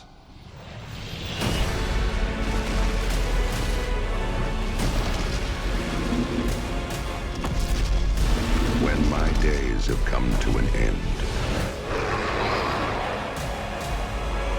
you shall be king. Dun, dun, dun, dun, dun, dun, dun.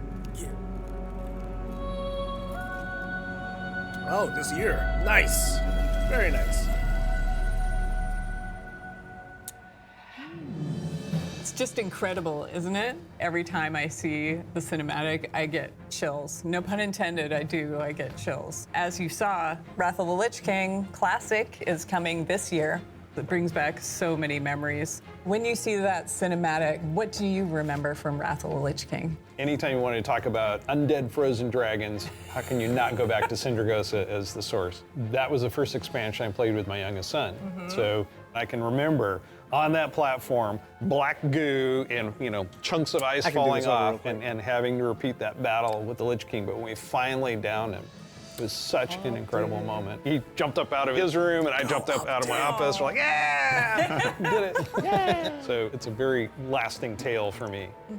So as you know, with this expansion, you will, in pre-patch, be able to play the Death Knight. They will start at level 55. You don't have to have a high-level character to make a Death Knight, so everyone will be able to make one. We're excited to give players some time before Wrath officially launches to get geared up and ready to jump into Northrend with everybody else. And there are so many zones and areas to explore in Northrend, and I want us to talk about some of our favorites. So for me, Grizzly Hills has a very special place in my heart. The music was some of the best I've experienced in World of Warcraft. I still make my way all the way up to Storm Peaks to try and find the time-lost proto-drake and have yet to get it. I've got to say Dragonflight. The wide open nature of the zone, Wormrest Temple in the center of it, it's an unforgettable expansion as both a developer and a player, and kind of making that transition from one to the other. Now let's talk about some changes. So one thing we looked at is Dungeon Finder, and it feels like how we envision Classic, Dungeon Finder is not a good fit for our community. That was kind of the first step that may have eroded some of that social fabric. Now, as people have gone through the experience of going back to vanilla, rebuilding those groups, relying on each other,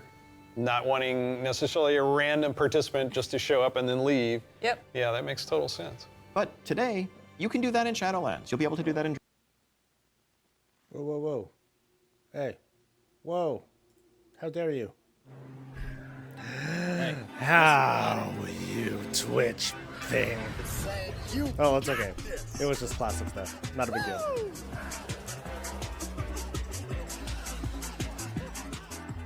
Here, just look at this instead. Which allows you to customize your character. We're going to be adding a few more options that were not existing when Wrath launched, but also there's another side of this where we are not going to charge a real money fee. It was a paid character customization fee, right? Yeah.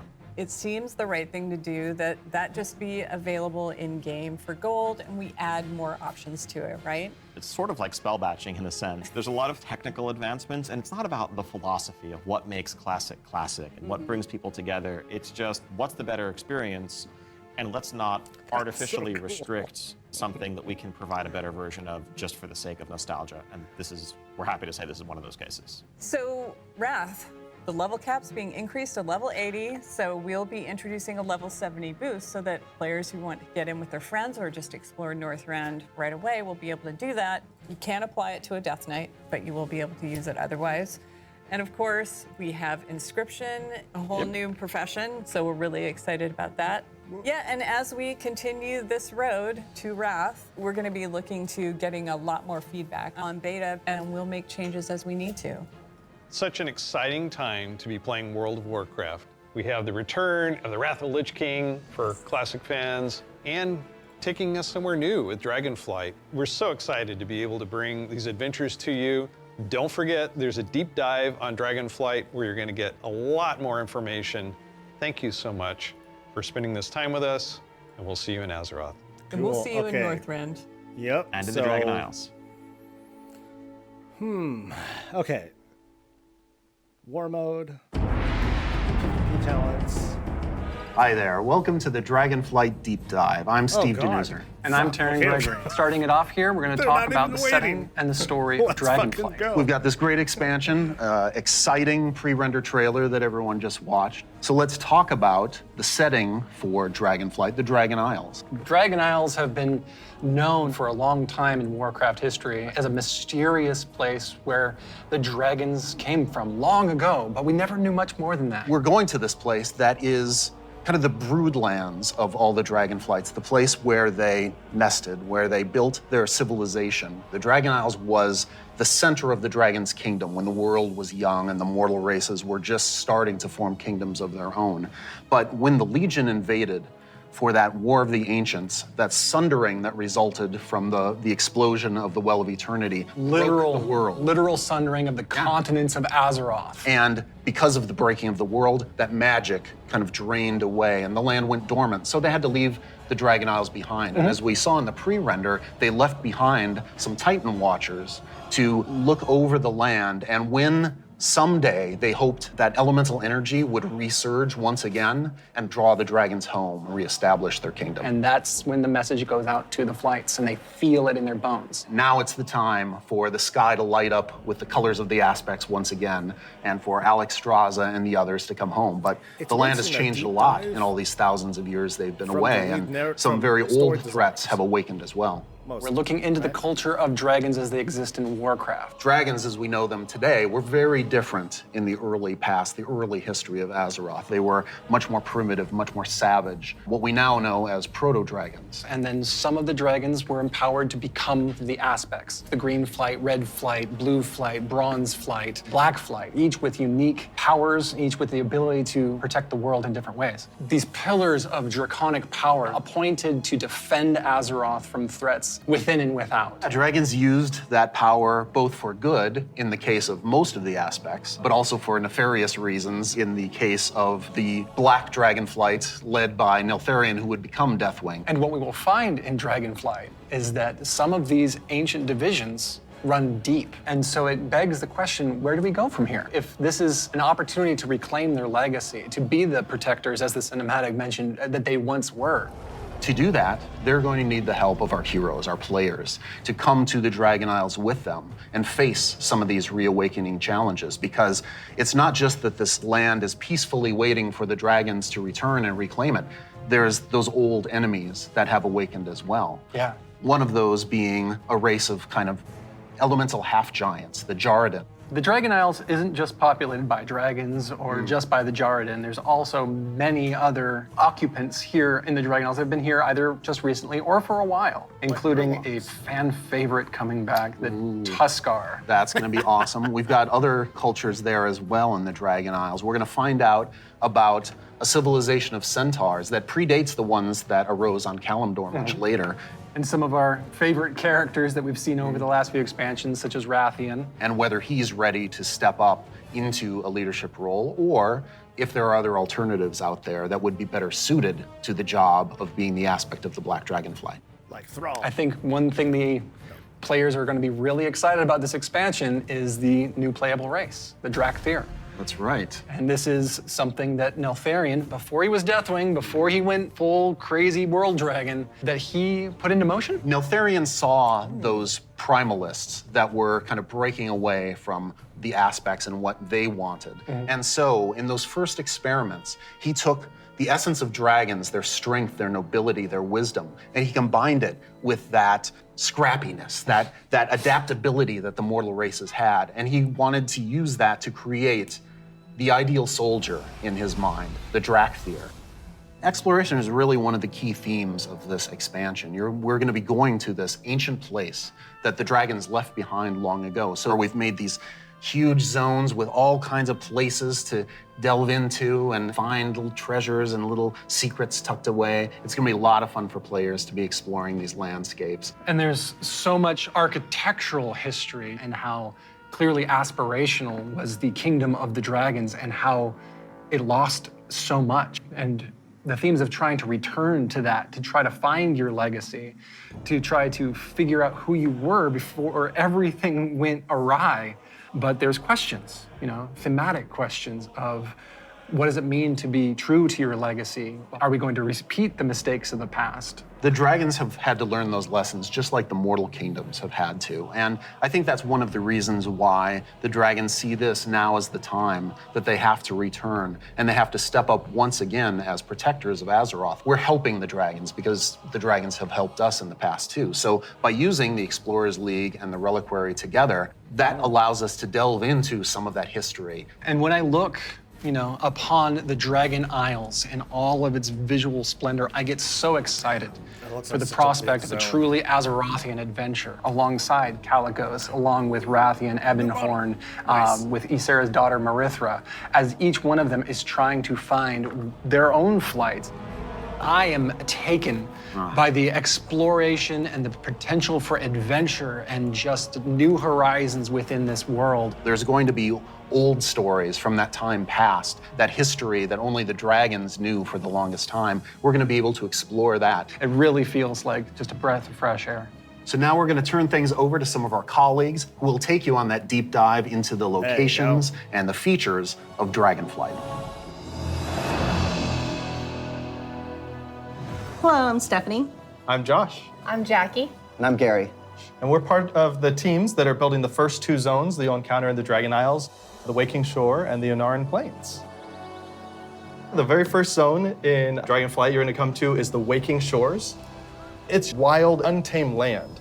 It's waking up around you too, and the elements are just going crazy. The art team again has hit it out of the park. You'll see like a lava mountain flowing in through the beach, giant proto-dragons swooping down, gobbling up members of your expedition. We have such rife opportunities to show elementals rising up because of the crazy magic that's flying around. The one of the things I love is just how you get to the Dragon Isles, right? So you're gonna get on your boat in Stormwind or Orgrimmar, and the first thing you do is sail between like the dragon ruin architectures. The boats come right alongside each other. You can jump from one boat to the other and just start causing havoc on the other faction's boat. For those who love PvP, this is a great opportunity for war mode. It's free for all out there. It's gonna be great. But it's okay. There's an innkeeper on the beach, so that if you're in that situation and you don't want to be in war mode anymore, you can just hop out right there.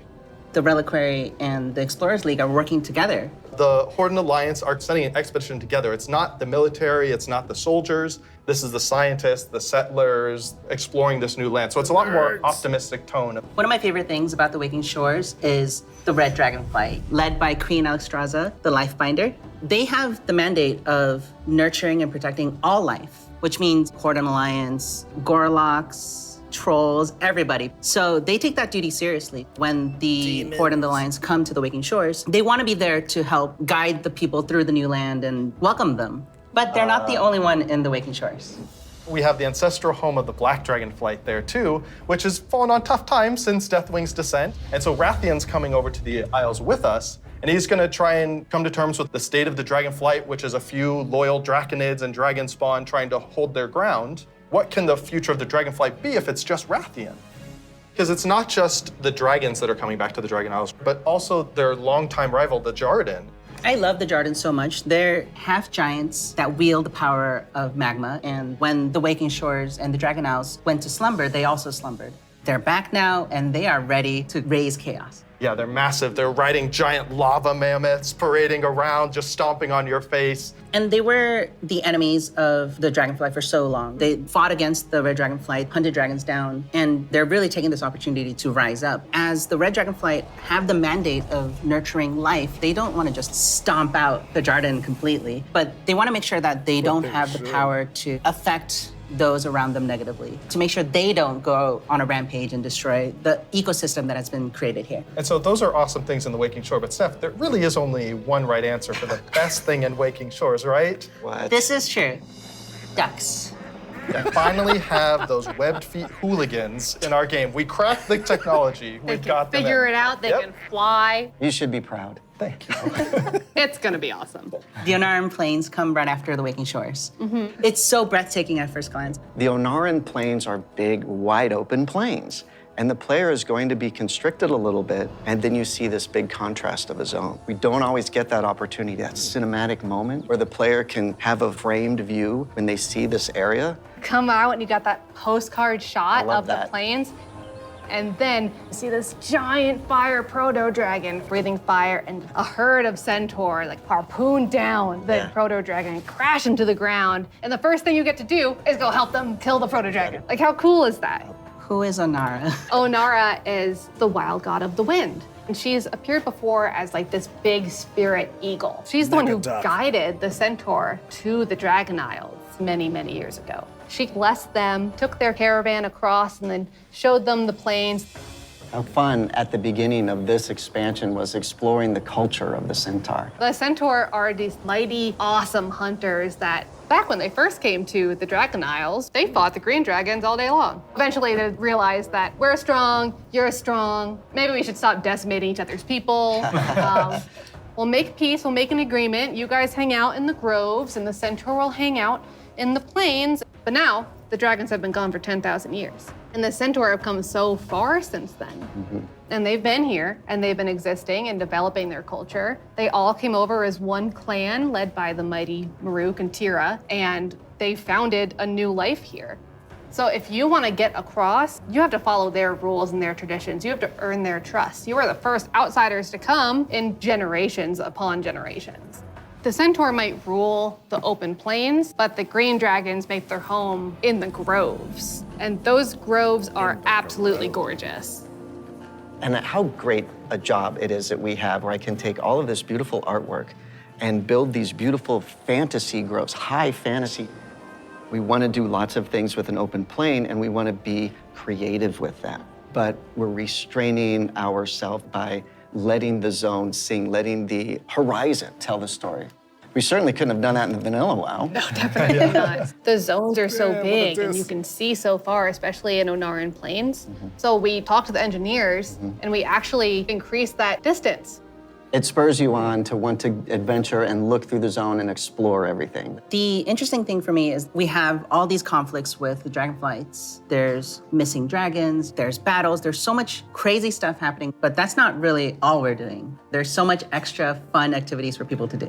And the greatest thing is that you need to figure out exactly what's going on and help solve all the problems that are just sprouting up everywhere. We're just really excited to tell a story that's grounded in Azeroth and exploration. There's so much more to talk about. But now we're gonna have some folks talking about the next 2 zones that players are gonna experience in the Dragon Isles.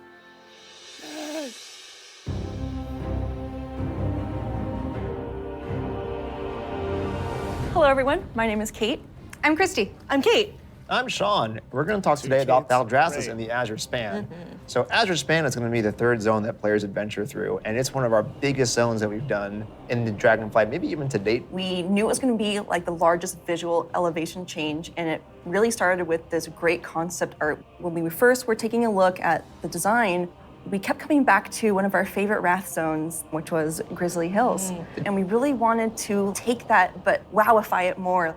And I don't know if you've ever been up to the Bay Area, but in the morning, that coastal fog comes in and dips down into the redwoods and that sun shines through. That's really what we wanted to encapsulate with this forest. And not only we have redwoods, but we've got all different types of trees. Eventually, it'll break open into this wide open tundra that's just golden and red, and you'll reach up to another level of elevation where you get to see the snow. The majority of the zone is covered in snow and ice. We have giant frozen waterfalls, ice rivers as far as the eye can see. And Sean, I know in the forest, we can expect our first creatures. We have a small group that lives there called the Gnolls. These gnolls are all throughout the forest and Azure Span. They've made this their home. Some gnolls with strange magic that we're going to find out what exactly that's about. Snow gnolls, or as I call them, the snolls, up in the winter area. And then some regular gnolls that are just going to be around the forest area. So then we go into the big open tundra where we meet our second group, the Tuskar. It's going to be really neat to explore their culture a lot more. And those kids are adorable. I absolutely love the Tuskar. Honestly, all my downtime's probably just me hanging out with the Tuskar. So it's been a little while since we've seen them. We remember the Tuskar from Wrath of the Lich King. They're also getting a nice, cool upres for their models, along with expanding their culture. So there are going to be male Tuskar, female Tuskar, Tuskar kids. So we're going to fight alongside them, which includes help from a certain group of dragons, the blue dragons. We're going to follow the story of Kalagos, our blue dragon buddy from the Kirin Tor, and he's going to be adventuring into Sindragos' archives. It's a giant zone. There's a lot of surprises. When we're done there, we head over to Valdrassus. Valdrassus. It's really incredible because you will be going through some of the previous zones and seeing a lot of ruins for the dragon buildings. But when you get to Valdrassus, everything is perfectly intact. It's beautiful. It's pristine. It is the seat of power for all 5 Dragonflights and home of the dragons. It feels that way with the huge vertical mountains. We've got these great cave systems where you may end up finding little dragon hordes. My favorite Dragonflight right now is the Bronze. They've got a really cool area in Valdrassus, and their magic is time. There's so many cool story hooks that we could dig into there. There's so many cool gameplay options. And we have a little bit of an adventure for players. It's gonna be a lot of fun. I can't wait. We really wanted it to feel like their old stomping grounds. One of the really cool features is going to be the main city and player hub for this expansion, Valdrakken.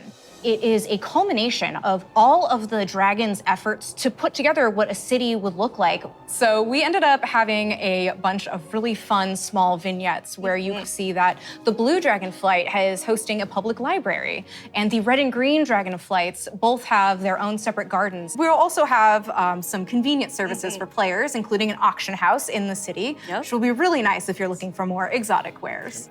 The thing that really sold me on Valdrassus was the initial concept art we got of Tierhold. Oh, yeah. Wow. And this is a 10,000-year-old Titan technological marvel. Tierhold has these awesome aqueducts that actually come out from the structure all the way to the city across the valley.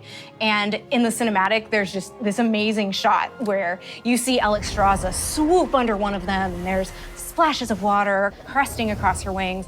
So when players are flying around themselves, they get to have their Alexstrasza moment. What an incredible Nice. place, and filled with so much history. I want to ride Tyrhold it like was a water built slide. by Tyr. He was a Titan Keeper back in the day who helped the Aspects fight Galakrond. And when they settled on the Dragon Isles, he built this facility.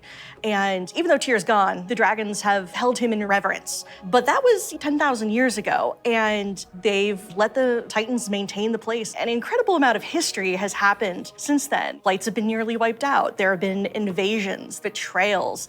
Aspects have died. And these are the kind of things that leave marks on a society. So now they're all back here, and they're all here together. As we were designing the zone and the city itself, we're trying to figure out, how do we tell those stories at the same time as making sure that this is a really convenient place for players to go and, go shopping, as they tend to do. So much adventuring happening on the Dragon Isles. It's so cool. As a player, you probably don't have your own dragon wings. You are going to learn the art of dragon riding. It's so vertical, and I'm just excited to dive off the tops of towers and swoop under things. It's actually one of the things that we're about to learn about next.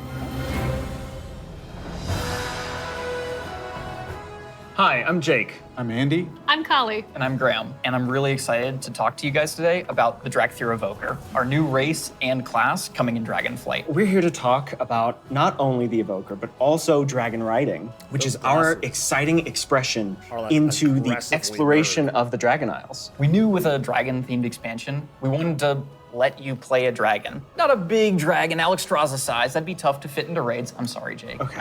I know. Fine. But a draconic humanoid. So the Dracthyr, created by Neltharion. And like our other hero classes, you get to choose if you want to start on the Horde or Alliance side on character creation. So let's talk a little bit about the Evoker, the class they can be. What's unique about it is because the Dracthyr are created by an aspect, they have the ability to wield the magic of all 5 Dragonflights. So Evokers can take advantage of red magic and blue magic and bronze magic. And to show that, we created a visual, what we call a prismatic effect. This prismatic effect is basically the coalescence of all their energy as they channel it into whatever spell that they're going to cast. You have a red magic spell called Pyre. So when you shoot it out of your mouth, it twirls in the air with all 5 of the Dragonflight's magic as it turns into the red spell before landing on your enemies and exploding and hopefully burning them. I'll take that one. Getting that vibe across that they use all 5 was really important to us, but we did want to make sure that each specialization focused on 2, because casting 5 different colors gets a bit messy. So their damage dealer specialization, their first of 2, Devastation, mostly focuses on red and blue magic. Red being very fast and explosive, burning everything with Pyre, whereas blue is more focused and overwhelming. You can shoot a beam of energy out of your mouth to disintegrate one single enemy in front of you. There's a healer spec called Preservation. The healer spec is going to focus mostly on your green and your bronze magic. So your green is going to be evocative of the Emerald Dream, your growth and your nurturing spells. And then you have your bronze magic, which is going to be more timey-wimey. So you get to heal a wound faster. So in addition to the visuals and the animation, which all make you feel very powerful, we really wanted the player to have a physical connection to the cast. We have a new type of spell called Empower, where when you actually hold down the button on your keyboard, it charges up the spell. The longer you charge it up, it might do more damage or hit more targets depending on the spell, but it gives you this really physical connection and control that's new for World of Warcraft and I think is feeling really, really good. We have some great animations. Thank you, Andy, your team. You love it, Andy. You feel physical when you're casting your spells. You can actually fly around the battlefield and cast while you're flying. Raining fire and death from above. It's great. In addition to the gameplay, though, another part of feeling draconic is looking like a dragon. Well, we talk about dragons breathing fire, but you know what's actually fire? What's actually These fire? customizations. Oh my goodness. But no, they're really, really They're cool. awesome. Because you have both your draconic form and your humanoid form. And the customization options for both of them are amazing. They're very good. What about color? Just tell me you tell can us about the change color. You can do a lot of matching. So your visage form can have scales that are the same color as your Dracthyr form. But my favorite, super favorite part of customization for the visage form, hair. Yeah. Because I can actually do this in game. Yeah. The check is here. We finally did it. As players make their way through each of the areas of the Dragon Isles, they'll partner up with the Dragonflights to move through the air as they've never done before. You'll notice I did not say flying, because flight has a very specific meaning for World of Warcraft. Yeah, it does. And we're talking about something new called dragon riding. And as the players are honing their dragon riding skills, they're going to get to see all new animations that go along with the different look and feel of the drakes. We're aiming to shake up movement with this new system, providing players with a deeper immersion with forces like momentum and gravity. We knew that for Dragonflight, we were going to have the opportunity to show players a whole new set of Dragon Isle drakes, completely unique from all the other things they've seen in World of Warcraft. And so we wanted to come up with a movement system that would add that sense of physics, weight, and gravity, like you were mentioning. We knew it was going to take a huge team effort, not just animation, but it was going to take effects. It was going to take the engineering team, who we rely on heavily, and that combined with some new animations really helps to lend that feeling of physics as you move through the air in ways that you haven't before. And the icing on the cake is going to be some really cool effects that we've added on top of all of that. So for example, when you start hitting maximum velocity, you're going to see contrails coming off the edges of the wings. And then as you do your rolls and spirals, you build up more and more speed. There's going to be some screen effects on the display to indicate that you're reaching maximum velocity, which really adds to the overall kind of immersion and sense of reality. As players make their way through the Dragon Isles, they'll discover new cosmetic options to fine-tune their Dragon Isle Drake's appearances. Things like snoots, horns, tails, elusive Dragon Isle Drake armor, and more. Can I have spikes? Definitely. Okay. We want to provide players with all new skills to play with, as gun those who can turrets? use their momentum well gun can turrets. reach higher and higher heights, and bring on new, more difficult challenges. We just have so many new gorgeous options to choose from, and I'm just so excited for all of them. I'm excited for the whole thing. I mean, it's been a lot of fun to work on, but I can't wait to actually get in the game, play it with you guys. I can't wait. I can't wait to fly around Dragon Isles. It's gonna be great. Next up, you're going to hear about the talent revamp and the UI changes coming in Dragonflight.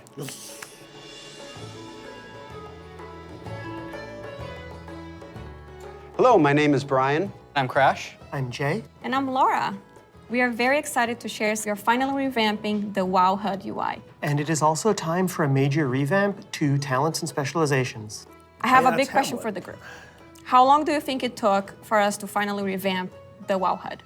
My guess is like 15 years. Close, 18 years. 18 years. 18 years. Wow. You know, technology has changed a lot since we made the UI back in 2004. Now you have like bigger monitors, and we have better dev tools to work with, so it makes sense to have the revamp right now. Also, if you look at the game today, the art evolved beautifully over the years, and if you look at the HUD looks like it got frozen in time.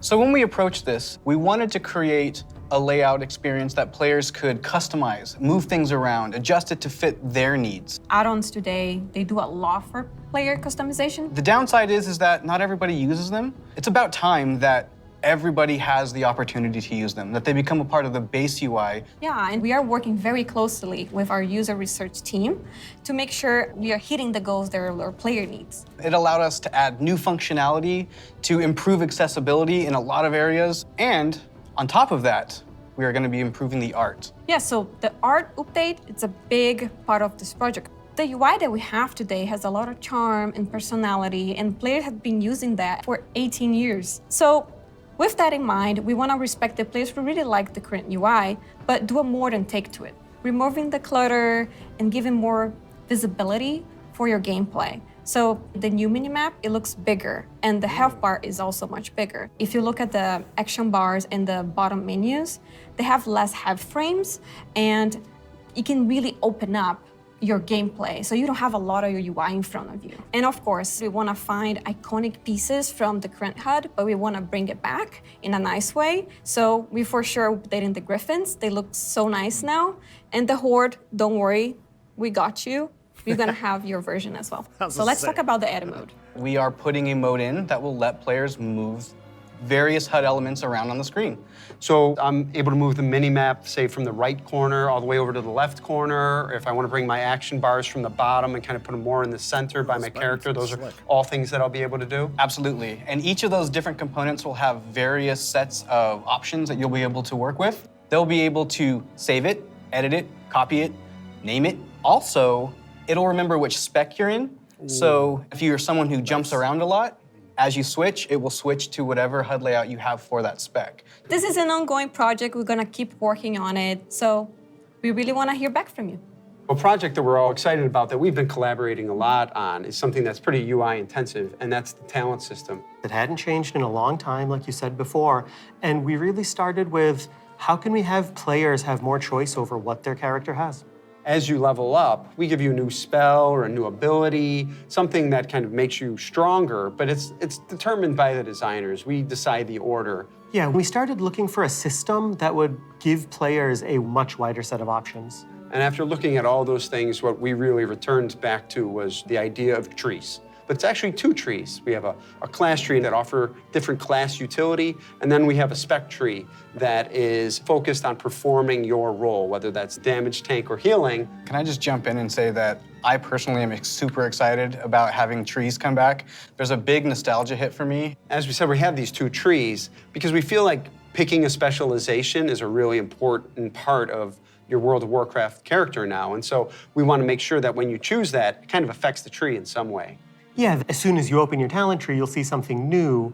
The class side will have some abilities filled out for free, just kind of starting you off in that spec you've chosen, but then you'll have your first point to spend in the class tree, which could be something related to that spec or role, or it could be something from elsewhere in the class. There's a lot of things that we can do here, and part of that is encouraging players to perhaps make combinations that they've never really been able to see in the game before. This is an opportunity to put a lot more art and fantasy in the actual talent UI itself. You have seen that a lot through most recent expansions, but not at the base UI. We want you to be able to tinker with it. You know, we want you to be able to make a lot of changes at a lot of times and not necessarily have to commit. The power really is coming back to the player.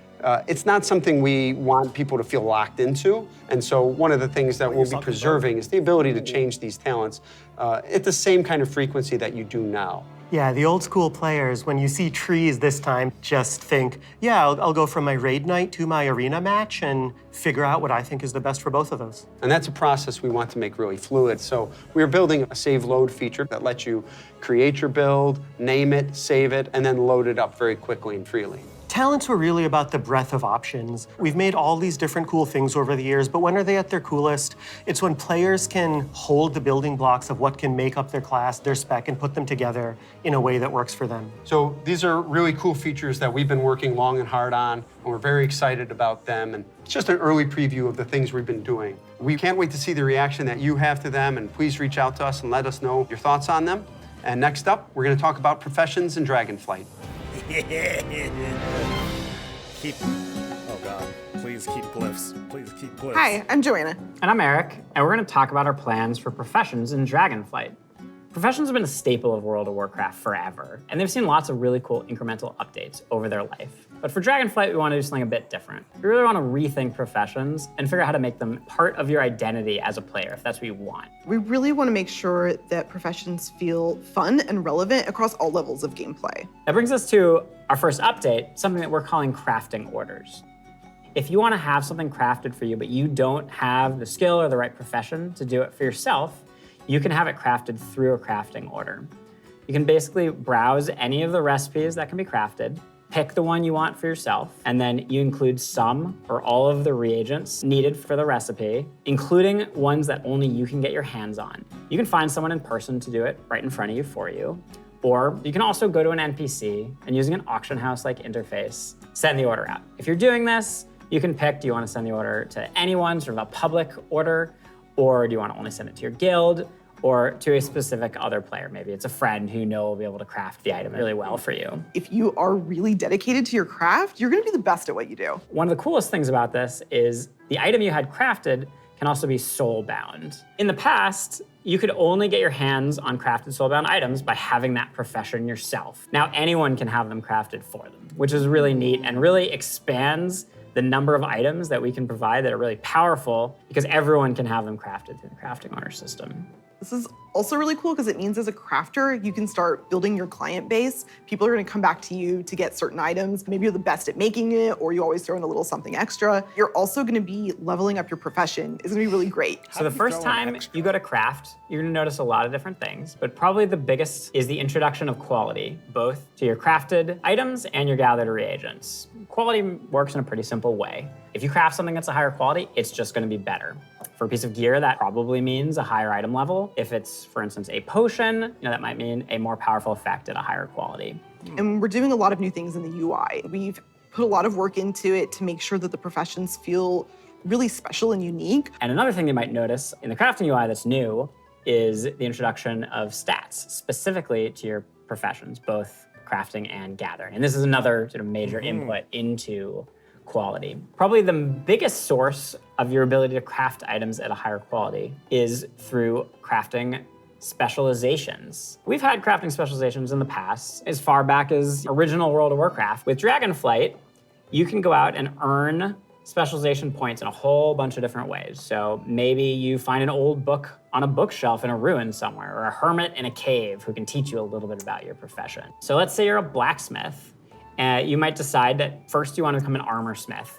And the more points you spend in armor smithing, the better you're gonna get at crafting all armor. This also means that if you specialize one way, other people in your guild may specialize in a completely different path. So this means that your guild could have several top blacksmiths and everybody's providing something unique and valuable to the team, which is really cool. Now that reminds me of another update. We're actually adding crafting tables to all the different crafting professions. We're gonna take those and we're gonna put them all in the main city of Valdrakken. And you're gonna go in there and you're gonna get to see all the different players crafting their items at their cool crafting tables. Yeah, it means you're gonna walk into the city and you're gonna see like all these alchemists huddled over here, and you're gonna see all these blacksmiths over by the forge. There will be other players filling orders or grabbing orders. There's gonna be a whole new crafting area that's gonna make you feel really part of the world. And It that's just why seems like a much more there's gonna be lively an auction house area there. than it has in the past. What I'm most excited about though is the gear. We're introducing new types of gear for every profession. And when you go to say mine and node, you're actually gonna just switch into that gear. It's gonna be really great. You're not gonna have to carry that stuff around in your backpack anymore. There's actually gonna be dedicated slots for each of your pieces of gear. But I'm a numbers guy, I love progressing. All pieces of profession gear will have those special stats that we mentioned before on them. And as you get your hands on better versions of the gear, it's really gonna help you get better at your profession. I can't wait. Thank you for tuning in to the Dragonflight they're Deep Dive. You've heard a lot towards about Final the Fantasy content and with changes having coming in Dragonflight, and we've got a lot more in gear store that for you in the makes coming your months. stuff better. Until then, we'll see you in Azeroth. Is that all of it? That was all of it. Huh.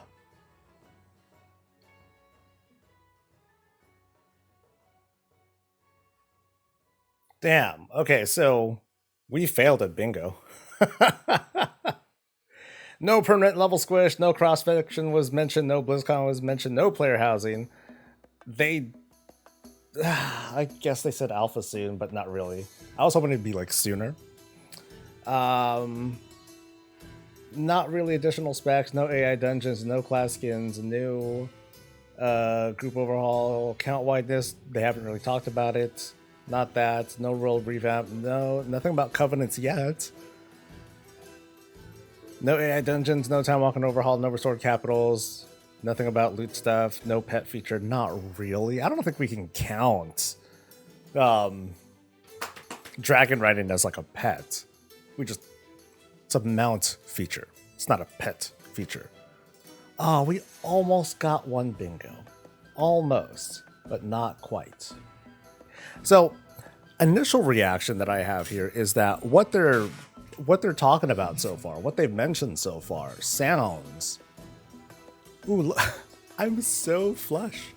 I don't even want to show myself like that. No way. It's all that tequila, man.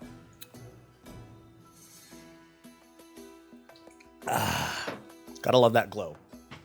So what they had talked about, I like the return to something that's a little bit more high fantasy, that is definitely grounded, that doesn't have that universal OMG sort of threat. I do like the new class. I do like the new race. I think it's cool. It's not a tank, so I'm not going to play it, but it sounds great for people who have been wanting finally another ranged class. Finally another Healy sort of spec. The UI stuff was cool. The flying is very like from left field. And I like no one talked about that really. People have talked about, oh, they need to do a revamp with flying, and this is like very different. Excuse me. But that was it. I feel like ultimately, there's still very little that we know yet. We don't know anything about, is there going to be a covenant-like thing that happens? And I don't know. I'm not entirely sure if they're going to have anything else that's new. But it still sounds pretty cool. Now, one thing about the dragon riding stuff, the first thought that I had was, okay, I'm pretty sure my old mounts aren't going to apply to this. And at some point, it's going to be we're going to see folks that are just hovering on their normal mounts. But then you're also going to see people zipping by, boom, boom, boom, on their dragon mounts, looking all kind of cool. And it's going to make the old mounts feel hella dated, I think. I think it's going to be it's not going to have a great look and feel to it. All right, so what's this? Blizzard has revealed tier set concept art for Dragonflight. Let's take a look. Let's take a big look.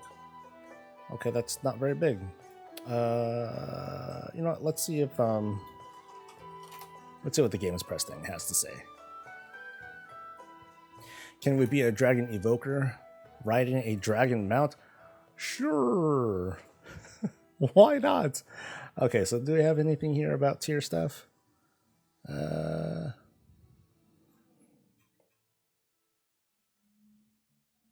let's look at some of these things. Because some of these things look cool. All right, so... No, that doesn't work. Okay. Cool. Oh, that looks neat. So these are... Oh, these are just their heads. Very animated heads. Oh, here's what y'all wanted to see. Y'all wanted to see dragon ladies and fucking bikinis. Arrgh. Can we pre-order yet? I didn't see a pre-order thing, which surprises me. It either might be now or it might be a little bit later today.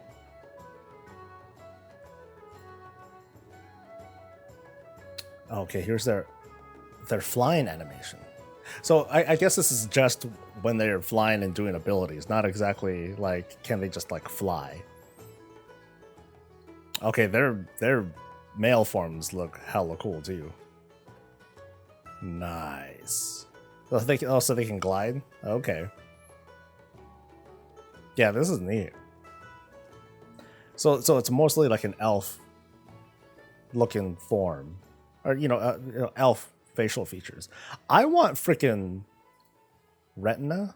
Or I want an iris look to this. Okay, running, standing, come on, load. Male blood off and human female. Yeah, something like that. They should do something special with the Vial of the Sands Mount since it turns you into a dragon. That would be cool.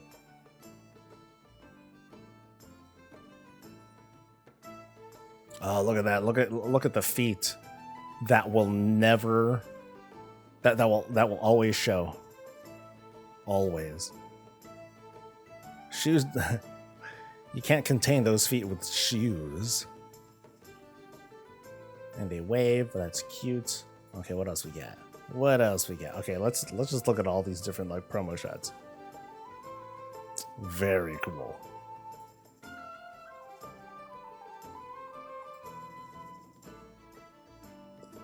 So can we go now? Can we go there now?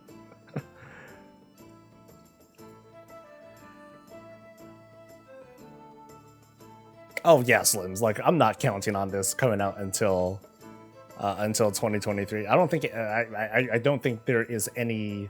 I don't think there's any doubt of that. Not at all. Okay, those giants are pretty big.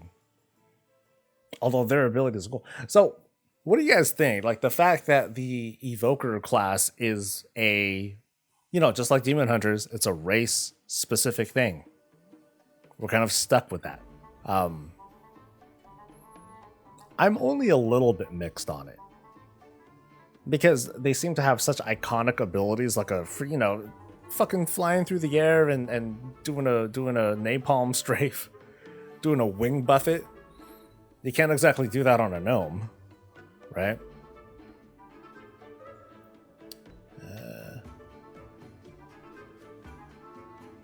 Yeah, like it's very, very thematic with the way that they're doing it, because I mean the story is what? Neltharion is the one who made this class 10,000 years ago. It's the same difference as demon hunters. Demon hunters were something that Illidan helped set up, however many years ago. It's all in the past. It's already been done, and this is the generation that was made. Did I remove it? Yes. I didn't want to interrupt anything that's going on. Not today. Wait, was that a different? Is that a same shot? Different shot? Same shot. It was just a whatever. Oh, so this is Caligos in his dragon form. Nice update. Dude, you got like all these extra horns all of a sudden.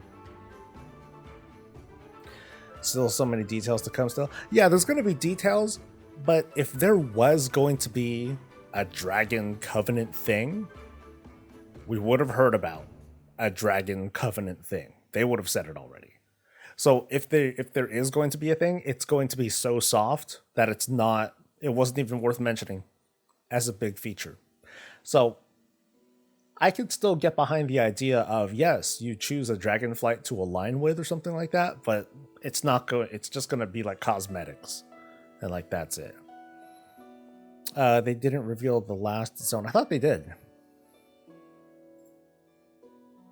They just didn't reveal the starter zone. But I have a feeling that at max level, that starter zone is going to be a max level zone. So that's it. I do like that their big push, though, is going back, like someone mentioned it here, is going back and look and going over older stuff. Going over old systems. This looks hella dope. I want to go here, man. Take me to this zone. And I don't know if I like fly around here and feel hella cool. Oh, and this dude, this stone dude, there's your Bolvar. Hanging out right there, dude. They talked about 4 zones, not 5. Yeah, I don't think they talked about the leveling zone, right? Let's see. So this, I think this is the place that's supposed to be the hub. That zone. There's the dude again. Okay, this shot is dope. This shot is dope. That cinematic was sick. It was sick. And the climb, and then the hug. Come on, baby. See, what's interesting though is that it makes me wonder, like, what made him wake up? Actually, one of the things that they said in the cinematic was the world is healing, and I'm like, well, there's that sword. Are you sure, man? How much is it healing? And where were y'all before? Can we find some details on the profession gear thing they mentioned? Yeah, well, we'll see if they do, like, I'm sure they're gonna do like interviews and other stuff. Let me see if they said anything.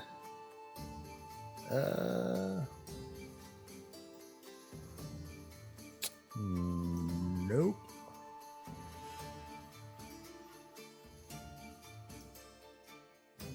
Ducks, baby.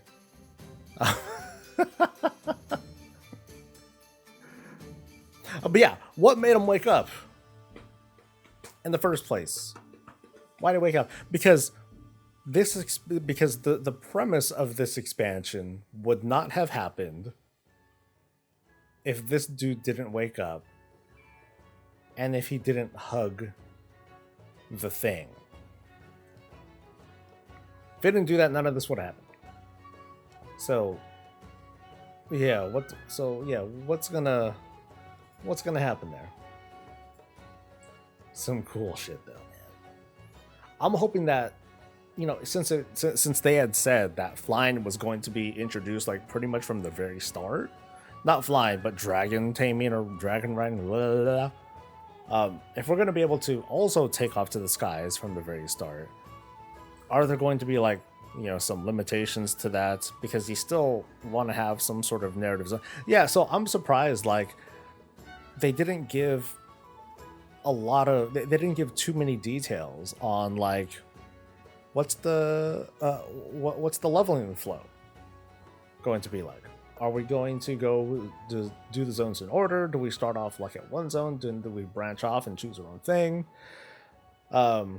They didn't mention like threads of fate, stuff like that. Someone mentioned an animation of them dancing. Here we go, dancing. Oh, it's pretty good. They got some moves, and their tabard ain't bad either. Notice that they're almost naked. Do they even have pants? Yeah. Right? Does this dude have pants or not? Yeah, maybe they don't need pants. But I have a feeling that the ladies have. But the ladies, well, okay, those are not humanoid. Oh, I wonder if the drag through her body, if this is male or female. Does it even make a difference? Shoulder pads are gonna mess with. Oh, good point, dude. Good point. They shouldn't even have. They should just not have shoulders. But then they're there, so get fucked. Sorry, cloaks. Sorry, backpacks. Maybe we can get armor on the wings. Oh, that would be so cool. That'd be really sweet. I'll go back to the dancing. The dancing was dope. But we haven't seen where's my shit? Okay, we haven't seen pre-order stuff, right? Yeah, we haven't seen pre-order. So anyway, I'm sure someone's gonna have like screenshots for it, but I want to, let's see, where is it? There we go.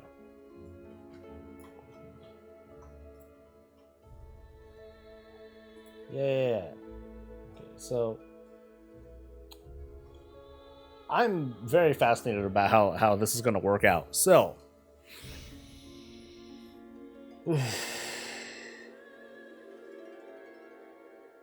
so are we thinking 1 point per 70 levels in each tree? So it says 0 points available. You know what? Let's count. Fuck it, we're here. I'm only slightly tipsy, so I can see a 1 here and I can see a 2 there. So let's try to count this. If they're highlighted, that means 1.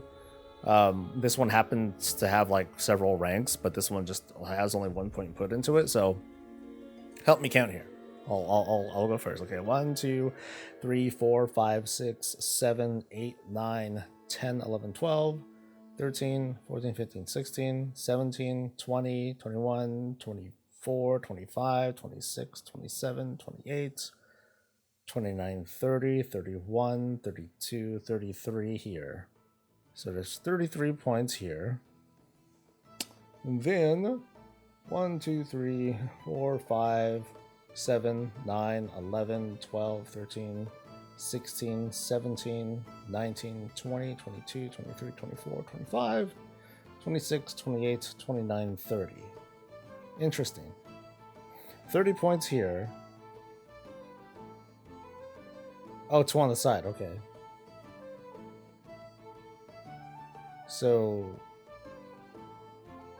I mean, I guess this counts as a point, maybe? I guess? So you're thinking it seems like 1 point per level. Yeah, I wonder, is it like...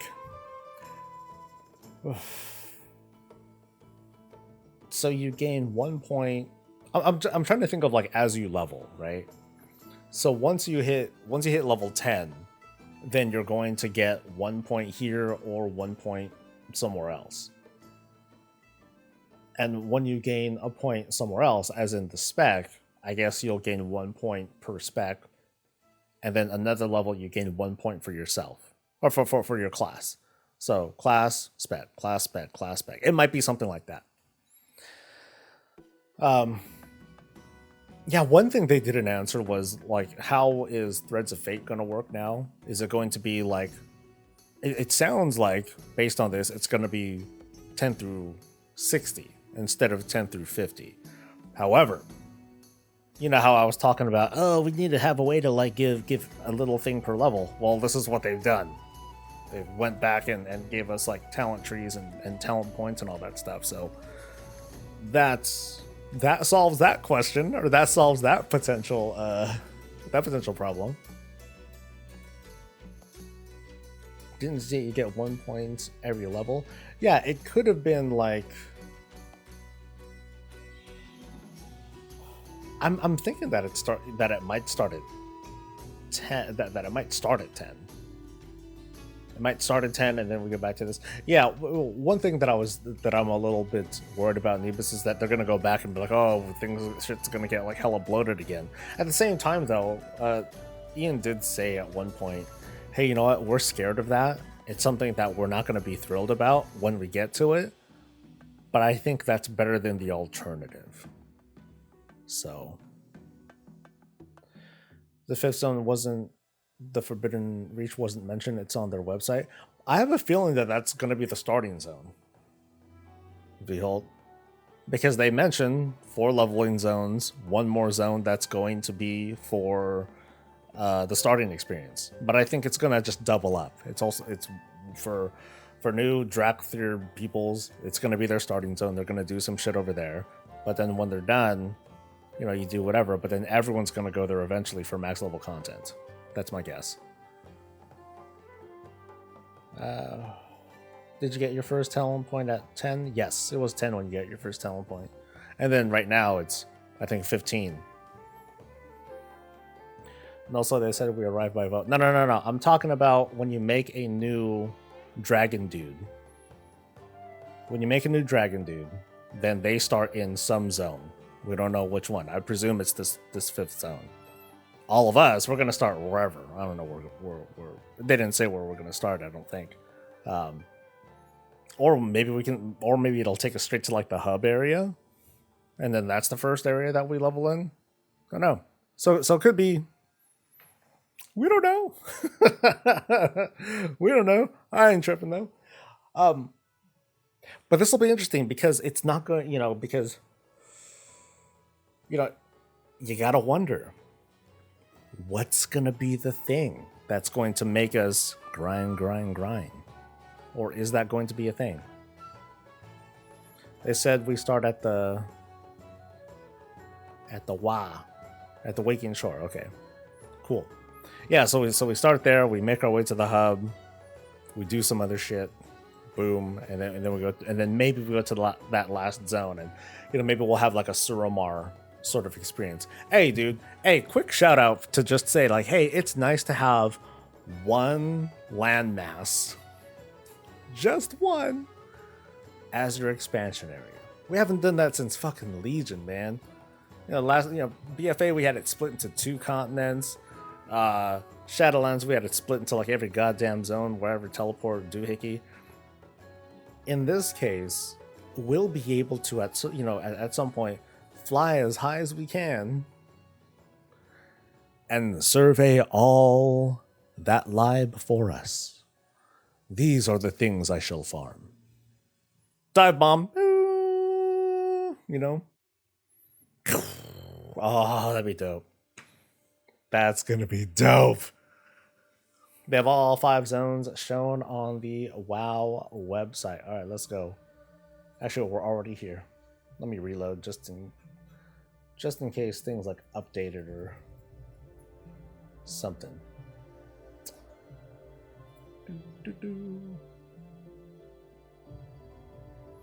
So what if you dive and you just dive to the bottom, or you just dive into the ground? All right, Nebus, I'll see you. Yeah, what if we just like hit the ground? that would be dope, actually. If at the very last second you do like a quick flip, and then boom, you do like a little shockwave. Doesn't have to do anything. Doesn't have to do damage or whatever. But it would just be cool to have that little visual effect. You think you just die? Very good point. Very good point. All right. Ooh, my browser is going like super slow. Okay. Okay, they can switch between customizable forms, yada yada yada. Choose your legions already. Intro experience. Delve into the story of the dragon in a brand new starting experience and learn how to use your new abilities before venturing forth. Da da da da. Empowered abilities. So this will be. Oh, so that's how it. So check it out. See that bar right there? So that's how that's gonna look. I mean, we've seen a similar thing in WoW where we just see like, oh, it's a channeled spell, and the longer it's channeled, the more damage it does. It's just that in this case, if you hold down the button, then you unleash like stages of abilities. So this could be really cool. This whole concept could be really neat because it'll make it so that, okay, cool. If I want to power up like the big ability, cool. I'm going to power up the big ability given that I can just stand still and do that. But if I want to like power something up and just get to like stage 2 because I'm on the move, or if I want to get like a quick shot off, something like that, cool. When was the last time we saw that? You talking about channeling stuff? Ray of Frost is the first example that comes to mind where it does ramp up damage, and you definitely want to have the full cast go off. You don't want to just like pussyfoot it and only let a few seconds go off. But that's like the only that's like one of the probably the only example that I can think of. Now I wonder how many abilities will apply to this, and will this whole talent class overhaul result in having some, one or more abilities be given to existing classes as well? Like, what if there's a new mage ability that gives something like this? That could be kind of cool. Or it might not work out because OMG lag. That really sucks. So they should probably add accessibility for options for holding it down. Maybe click once to activate, another click to cap it off. I agree with that. I think that should be important that would be important feedback to add in. Hit once, do something else, hit, and then turn it off if you want to.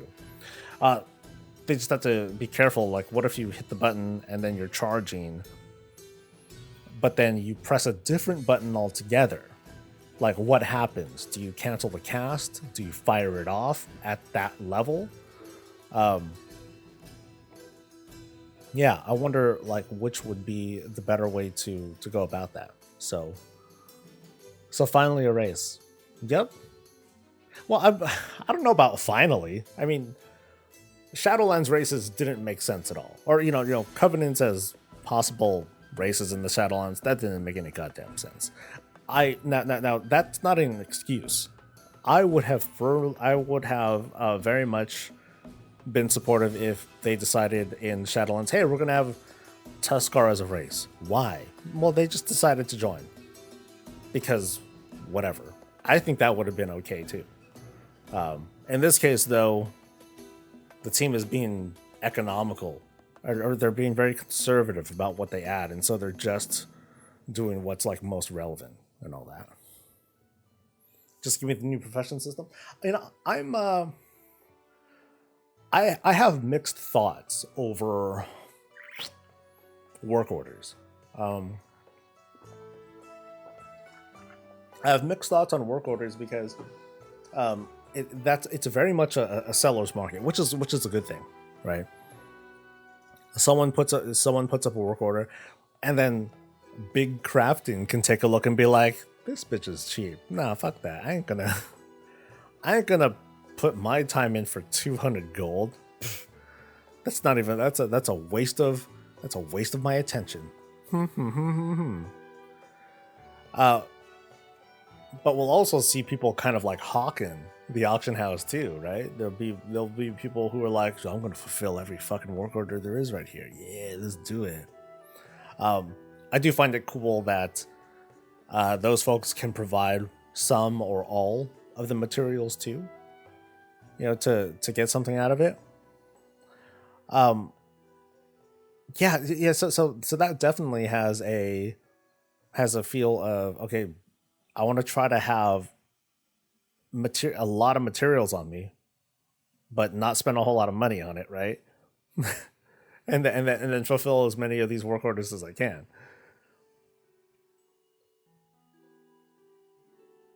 I imagine archaeology will definitely be back. Yeah, it is kind of it was kind of lame that they didn't at least tease us a little bit or reassure us a little bit by saying, yeah, hey, check it out, we're gonna have archaeology come back. Woo! That is a big one. Crafting soulbound items for others is being new. However, remember in Shadowlands how we couldn't even make weapons? We couldn't even make decent weapons. That's the small fear that I have. We don't have the context of, hey, we can make things and we can fulfill work orders, but how worth it is, you know, what's the worth of that? How good is that going to be, you know, if we can't even make like decent pieces of weapons and armor and whatnot? We don't have words on legendaries. We don't have any of that right now, at least. And I am a little bit surprised that there was so little mentioned on player power, which it's different for them to not mention that. Maybe that's good because they're going to work on something more simplified. However, I know that in practice, folks there runs that risk of being like pretty turned off of, oh, so this is it. So all I'm really working towards is dragon riding? Okay. Cool. Guess I'll raid log. Ha! Yeah, so I'm very curious to learn more. And, you know, so what does that mean? Does that mean that they're this far behind? And that it's going to be a really long time until, you know, are we looking at past spring? Because that's the estimated launch date right now. April-ish, a year from now, something like that. But what if it's further out?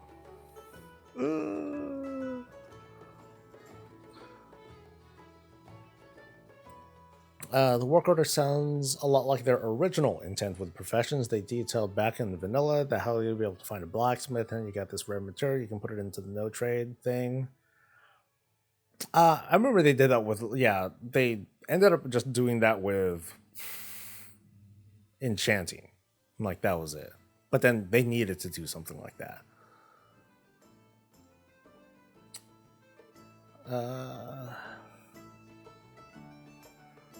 How long do you have to fulfill the work order? Like, if someone grabs the order, can they just hold it indefinitely?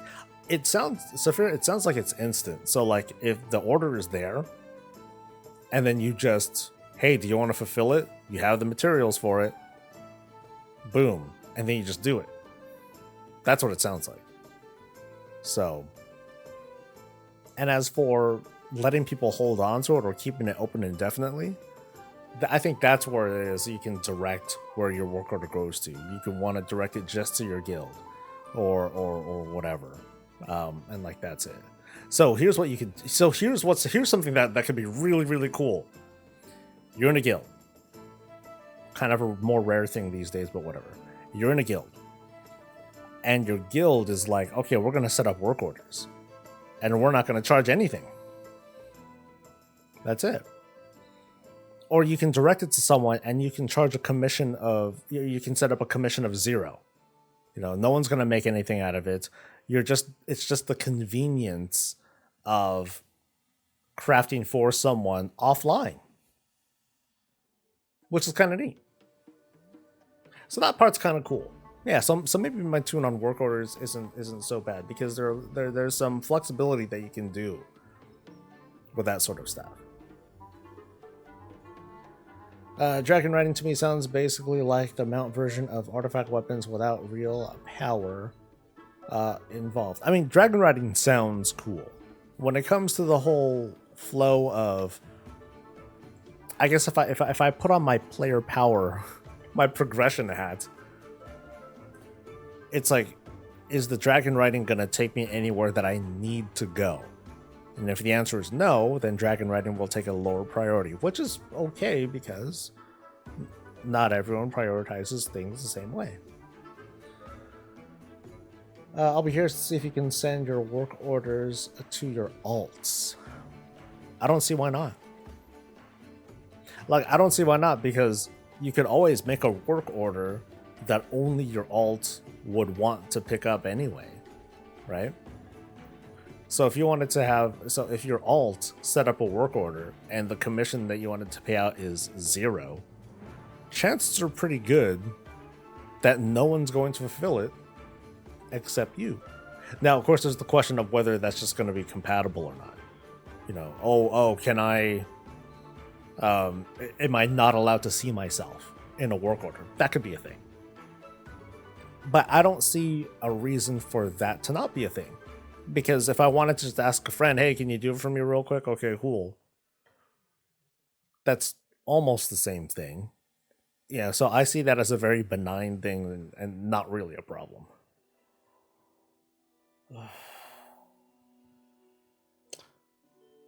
So they absolutely can select. Yeah. It would be kind of an arbitrary thing if Blizzard decided, nah, you can't see yourself, or you can't send a work order to yourself.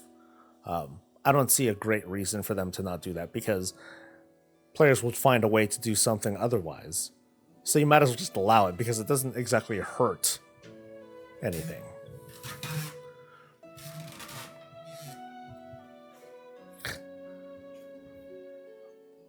No reason that we can only ride the dragon only in Dragon Isles. That's a good question. Can we fly? Can that dragon behave the same way, fly the same way outside?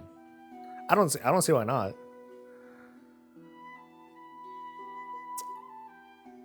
Don't like the idea that you have to stand at a table to craft. It sounds like Lag City to me. Yeah, that I'm a little bit curious about. When they mentioned like the crafting tables, I'm like, that's cute.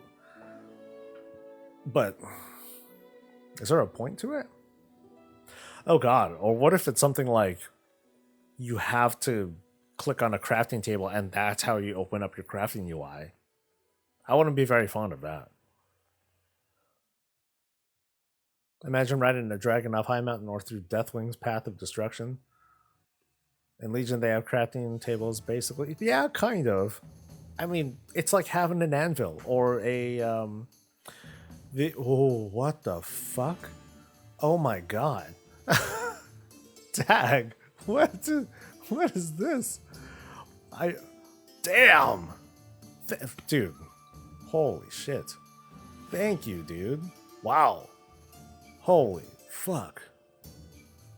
Say thanks, friends. Thank you. Thank you.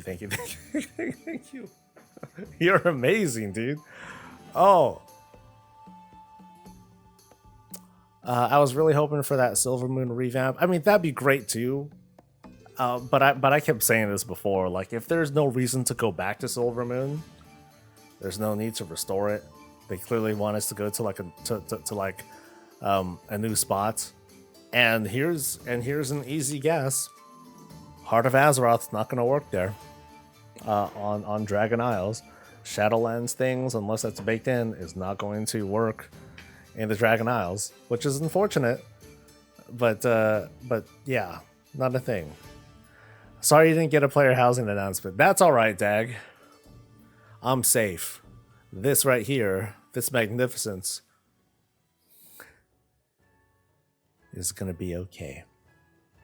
I think they're trying to create a crafting environment like in New World Crafting. I don't think it's gonna work. I mean, I don't think it's a big deal either. you know, they talked it up like it would be a cool thing, and it can be a cool thing because there's going to be people who are there who are leveling up their new profession, or, you know, new profession levels and all that stuff.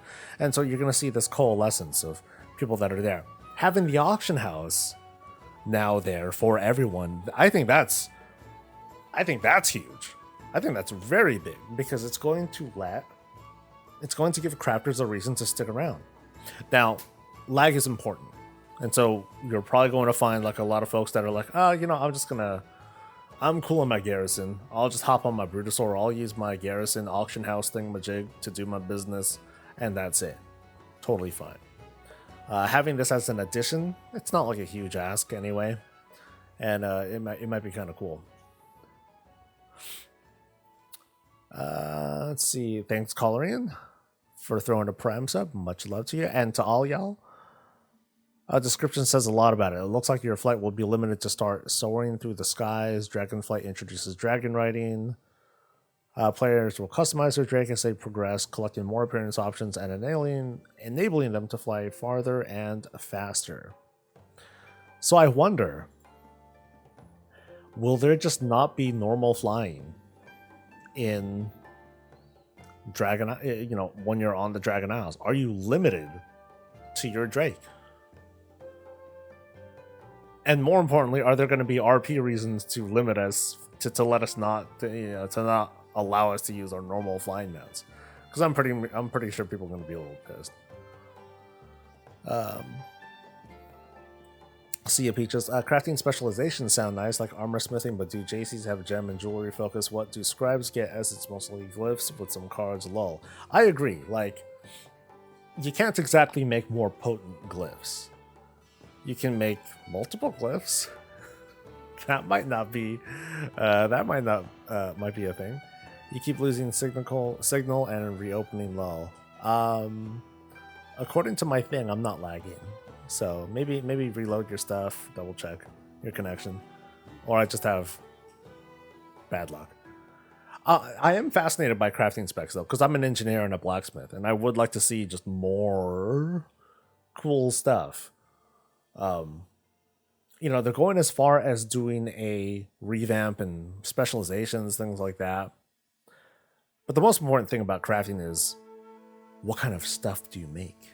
Is it cool? Is it powerful in the case of power? Does it look dope?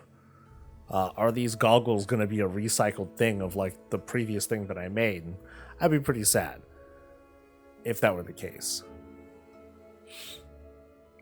I hope we lost interest when they didn't mention housing. I thought when they said they were listening and that they know players don't want everything to just stay in expansion. So here's my copium as to why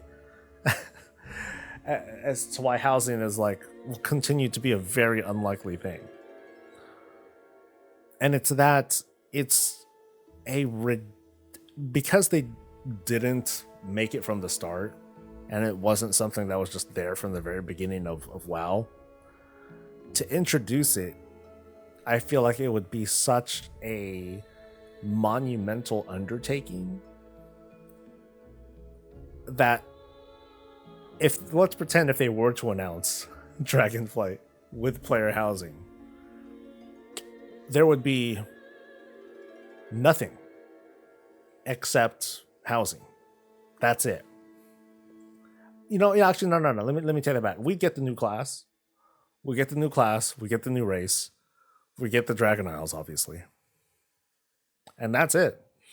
No profession, you know, I don't imagine there being a profession revamp, a UI revamp, talents, maybe talents, and all that. I imagine that so many resources will go into player housing, like that would be it. Dragon Isles would look like Outland. They'd probably be like hella simple looking, because everything would be going into that. Player power progression is not mentioned. Nope. But I wonder if it's just going to be very traditional. Jason, is it just going to be you kill stuff and you get loot, and that's it? Cross faction was one said it never would happen, and now it is. That I agree. But cross faction doesn't exactly take away from, you know, the art team needing to make this, or the UX team spending time to make that. So, but again, I'm one of the biggest fans, biggest proponents of player housing, but I can see why they continue to not do it. It sucks.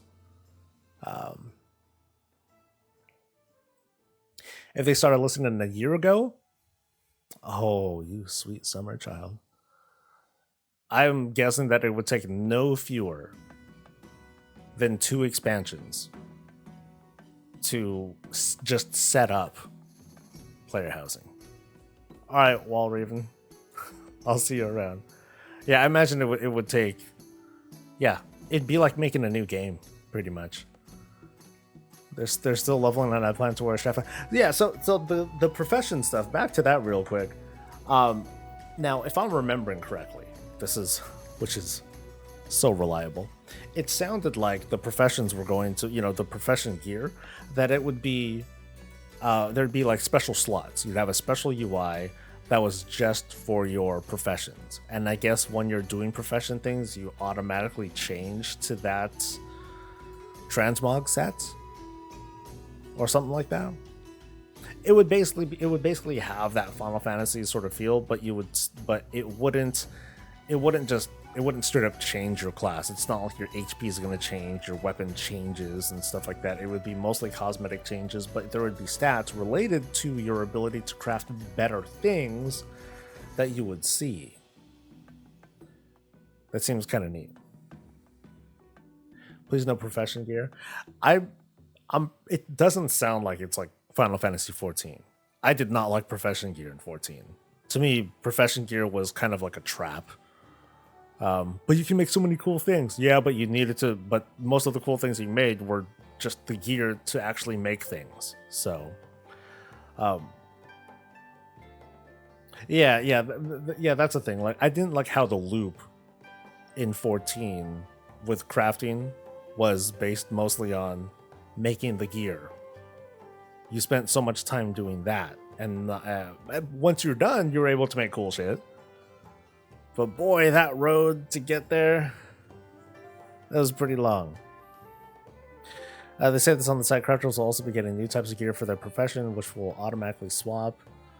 This gear won't need to take any space, so I did remember correctly. Yay! If there's a higher quality, then the lower quality is useless. I mean, yes. But how's that bad? It's like saying that level 90 or level 190 legendaries never sold. They sold. 190 sold.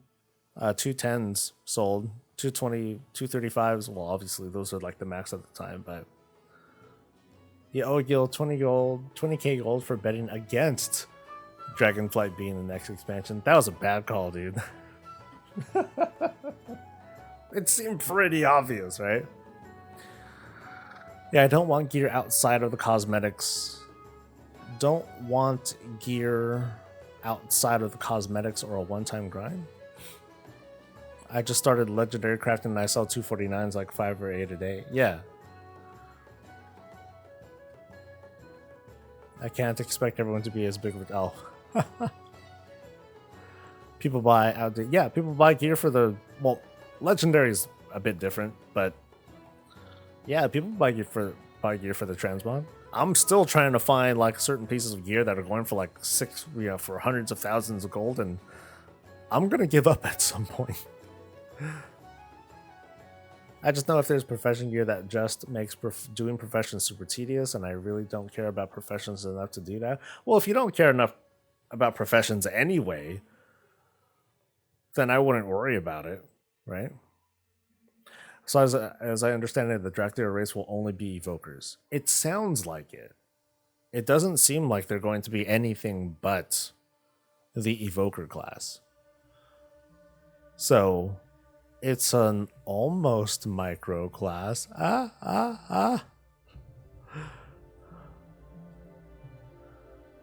But your gold, your WoW token, they are essentially a new race that acts like, yeah, it's pretty much that. Let's go back to this. Wait, well, where's the thing? Where's the animations? There we go. Oh yeah. I'll stay on that for a little bit.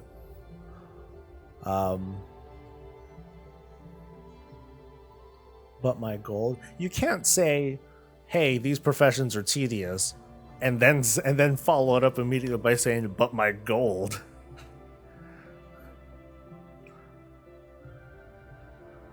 Look at that smooth mouse movement. Hey, they're doing their best. Hey, you know what? That's how you know it's real. That's how you know that's just like they actually took that shot. Come on, dude, do your best, man. Nope, stop jittering, stop shaking your hand. I can't help it, bro. Had too much coffee.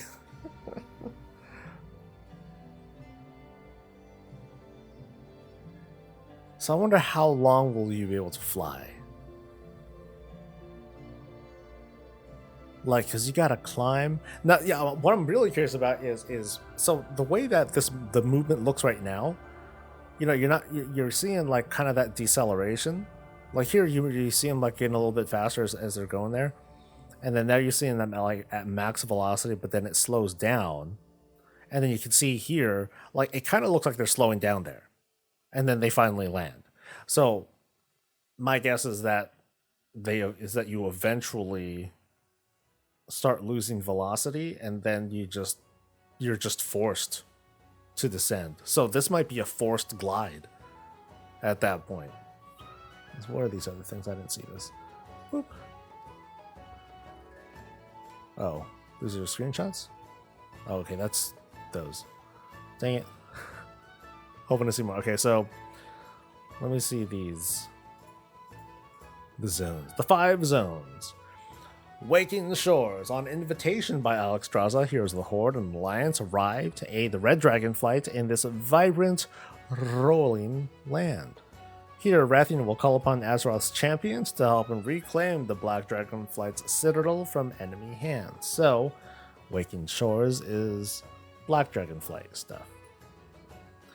The Onarn Plains. These verdant grass homes are home to the mighty Marok Centaur tribes who long ago forged a bond with the Green Dragonflight, but since the death of Sarah, the Green Dragons face an uncertain future. That's the green, so we did the black, and now we've got the green, and now the blue. Holding the magical archives of the Blue Dragonflight, the Azure Span stretches from coastal Tuskarr villages through a sprawling forest tundra, all the way to looming spires of ice and snow. Tribes of gnolls and furbolgs call these ancient lands home. And why is the sound not playing? Where did all the music go? Thank you, Breezy Bone. Thank you very much. And I've read this name and I thought, oh, Thaldrassil? No. Thaldrassil or Maldraxxus or whatever. Thaldrassus! The seat of power for the aspects and their flights, Thaldrassus stands as the shining beacon of the Dragon's Kingdom. It is also here that the Bronze Dragonflight watches over the timeways, ensuring both the past and future of Azeroth remains secure. Lastly, we got Forbidden Reach, located off the coast of the off the coast. Over there, on the Dragon Isles, the Forbidden Reach was fashioned by Neltharion the Earth Warder to serve as a training ground for his ultimate soldiers, the Drakthir. But in the aftermath of the terrible battle, the island has lain dormant and abandoned for ages until the return of an ancient enemy causes the Drakthir to stir. So it's not aligned with any specific flight. So bronze, blue, greens, and not exactly reds, but mostly black. So there's no red, really. Yeah, well, red and green at first. Yeah, they did talk about how the red. Well, no. It was black and red in Waking Shores, but it only really, I guess it doesn't really specify like which ones this best represents, because they mention Rathian, they mention Alex Straza, But then here, these are, these clearly have alignments: green, blue, bronze, which is supposed to be the hub. So what's this really? Oop, not that. It's like every expansion they will add more zones. Like they could. I'm still thinking that we'll mostly go back here. It depends on how big this area is. If it's a big area, cool. If it's not, then we might count on patch content. Might take us back to the mainland. Might take us back to Eastern Kingdoms or Kalimdor. Because based on what we know about Dragonflight so far, we don't know shit. We don't know of the big bad, really. The premise of this was just a thing that woke up. So I guess my guess kind of is what made the dude wake up. Is, what's going to be the big Dragonflight campaign? We don't know yet. And I'm okay with that. I don't need to know everything from the start, but there are a lot of questions that I have. So Mass request for Dragonflight is literally making old dungeons and raids relevant again gear-wise. I do like what I do like what they're experimenting with in 925 and Season 4. The fact that, the raids are done, right? The raids are done, they're over with, and what they're doing now is kind of like introducing like events that can make those old raids relevant again. I wonder if later on, let's say in Dragonflight, let's say we have a raid. They didn't even mention a raid or the dungeons that we'll be going to yet. Which again is kind of like, huh. And also, like, we're used to being able to play like a little preview at the very start as well, like a little bit of questing and all that here and there. So anyway, let's pretend it's patch 10.1. Patch 10.1, the second raid, is now out and about. What they might do is every other week, maybe, they'll make the previous raid more relevant again. Maybe. Big maybe, right? And they'll make it so that, hey, y'all can drop in, the special effects will be attached to this. You can get some updated gear to make it feel relevant, so that way if you want to change things up, you can go ahead and do that. I guess the drawback to that would be that means for progression-minded players, they're going to be progressing 2 raids. So which raid will you choose? Of course, you're going to want to choose the one that gives you the best gear or the one that you're most behind on, and you might not. And you might want to go back to the old raid because at least you guys are used to it and it might be easier to farm, but at the same time, you're not exactly progressing either. You're just getting it for the gear and you could do other things in the meantime. So I think there's a lot to think about with the experiments that are happening in 925 and the overall premise of what you're looking for, Breezybone. I want, wanting old dungeons, old content to feel relevant. The question, I guess, is when should those things be relevant again? Should they be relevant all the time? Which means should I feel not the pressure, but that opportunity to farm all of these different things at once, and knowing that all of them are relevant, and there's only and I have 1 week to do it before I can farm it all up again the next week.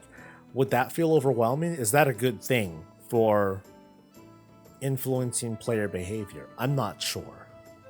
I think for me, speaking for me, I'm the most important person I can speak for. I know I'd feel overwhelmed. I wouldn't know where to take my team. They'd be like, so, where do you want to go? Well, fuck, man. Because I was scared about that before learning about this whole rotating raid thing that's coming in Season 4. That's easy to understand.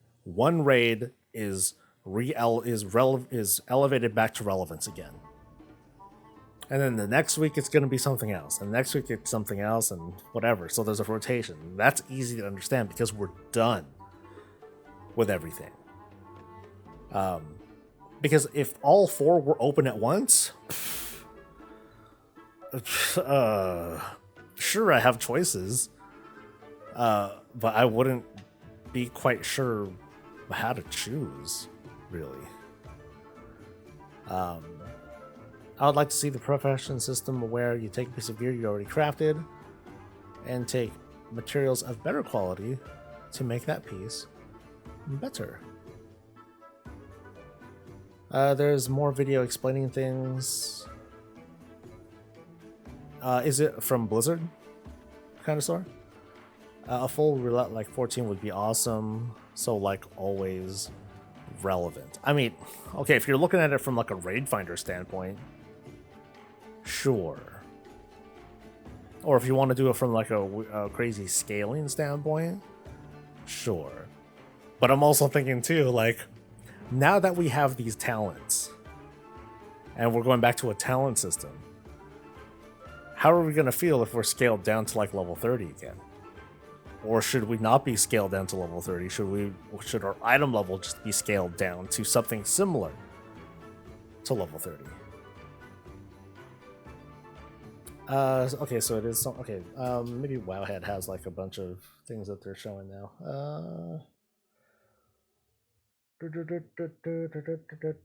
So you said IGN, right?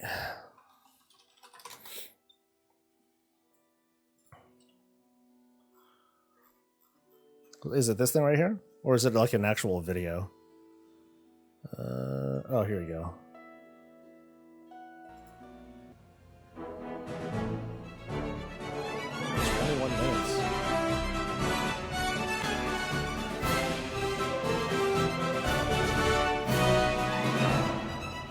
We start thinking usually a couple of expansions ahead.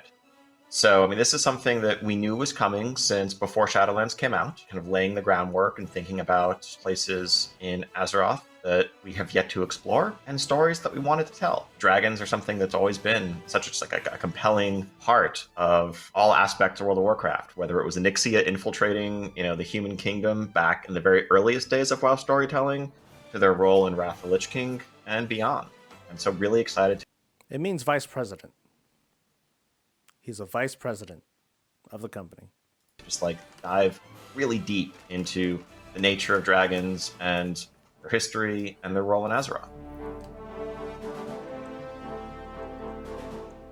There are 4 major zones as well as a separate starting zone for the Drakthir Evoker, which I'm sure we'll chat about in a little bit. And these 4 zones are not necessarily like themed around the Dragonflights the way you might think of the Dragon Shrines and Wrath of the Lich King or whatever, but they certainly have powerful ties to the history of the individual flights. So players will begin their journey in the Waking Shores, which are waking in the sense of literally coming to life, and a place bursting with primal elemental energy and magma and tectonic activity. And it's no surprise that we're going to see both the red and the black Dragonflight, for example, very heavily represented here, with their close ties to the earth, fire, and that elemental energy. And as players continue to explore and traverse the Dragon Isles, this is also a space that is very vertical, which is fitting in a sense for a winged race of beings. But as you ascend, you'll be climbing through rolling plains into frozen tundra and eventually the peaks atop the Dragon Isles. And each zone has its own character,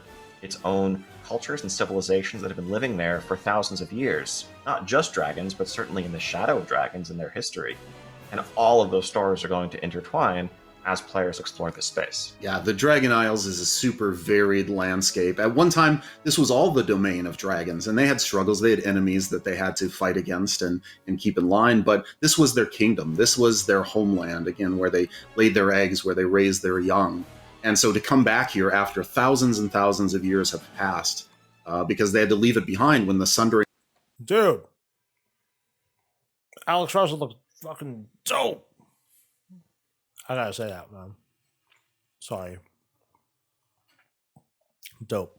Of the world caused that elemental energy to kind of drain away from these lands. And now with all that's happened and Azeroth taking that next step of revitalization, those energies are coming back. And that's what's causing this land to awaken. And that's having all kinds of ripple effects. As the dragons come back to reclaim their lands, other forces want to stake their claim to these very magical lands as well. There we go. Our goal is to have, compared to Shadowlands certainly, much more freedom of exploration and less linearity within the individual zones. But as you level from 60 to 70, there is still this sense of the first, second, third, and fourth zone, at least on your initial playthrough when your first character. I think as we saw with Threads of Fate and Shadowlands, we want to make sure there's maximum flexibility when you're leveling alls.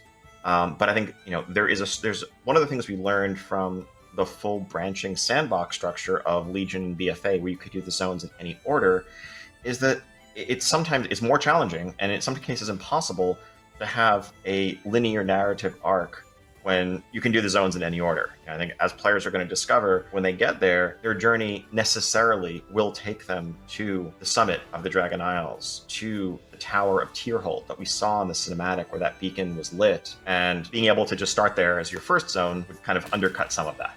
But it's, we want an exciting journey guided by purpose, but with tons of freedom to explore, to, get to know the cultures that you're interacting with, to chase side quests, and to feel like, there's a story moving you forward, but you're not on rails the whole way. Yeah, the Dragon Isles is a land that's alive with stories. And while there is that central thread that takes you through the land, you'll uncover all sorts of different groups, different reputations that you can work through, that as you build them up, more stories unlock that way. So it is meant to encourage exploration and for the player to choose which groups they're more interested in, and that rewards them by not only giving them more story quests, but also cool rewards that are tied to these different groups.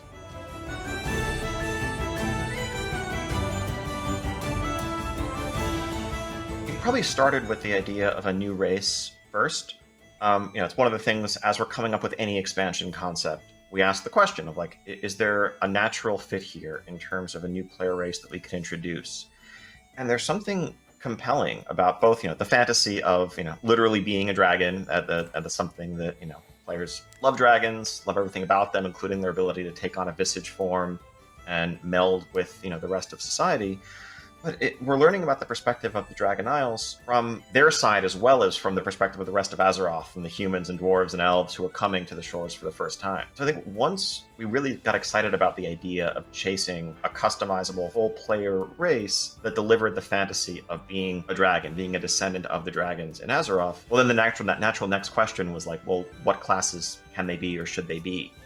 And increasingly and pretty rapidly, we realized that none of our existing classes was exactly the right fit. The fantasy of being a dragon, they call down powers that are different than what mages or warriors or any of our known classes do.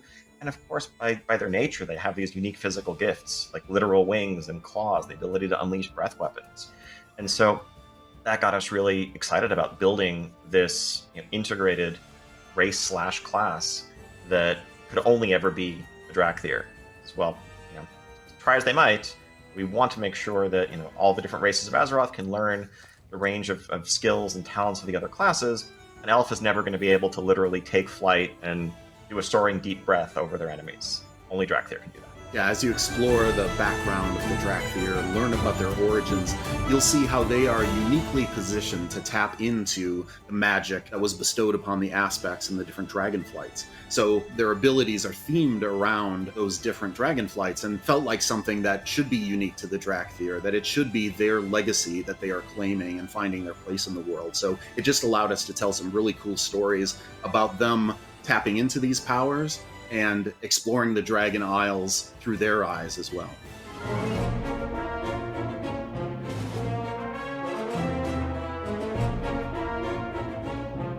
In the years since we moved away from the standard talent trees that we had, back in Wrath and in the classic days, to the Mists of Pandaria style system, we've realized that while, there was initial appeal to focusing the choices and, really meaningful pivots in your character's capabilities, that system didn't lend itself to the same sort of ongoing growth and expansion. And in the past, we might have just said, hey, it's a new expansion, you have 10 new talent points, 10 new levels, this is what your class is gaining. We were increasingly turning to new systems to kind of fill the hole that the change to the talent system left. Things like artifact weapons or Azurite or Covenants and their soulbinds, and of course some of these were more successful than others, and there was a lot of excitement in them. It also inherently feels pretty bad to leave something behind at the start of every new journey, to start every expansion by saying goodbye to a piece of your character that you've grown attached to over the last couple of years, as opposed to feeling like you're progressing, you're carrying this forward. And so we're really excited to overhaul our talent system, return to its roots in a sense, but also carry a lot of the lessons that we've learned over the last dozen years about different talent systems and how our players play the game today. Our goal here is maximum customization and flexibility, and really returning to some of the things that we lost, like being able to really be a hybrid. Say you're a paladin and you're a ret paladin. Are you ret holy or are you ret prompt? That's something that had meaning a dozen years ago, but that you can't really express in today's system in Shadowlands. That's something we see as essential to the Dragonflight system going forward. But with that customization, we also recognize that players expect, and rightly so, the flexibility of being able to optimize and problem solve around specific settings, whether you're going into Mythic Plus, whether you're changing roles, whether you're going from an ads heavy raid encounter to a single target raid encounter, PvP, whatever else. And so we don't want to bring back any of these sort of old school classic increasing costs on respeccing or anything like that. Our current plan is for you to have multiple loadouts that you can change in town and customize there, but once you have loadouts set out in the field, you can just swap from your Mythic Plus loadout to your raid loadout, get summoned to the raid, and you're good to go.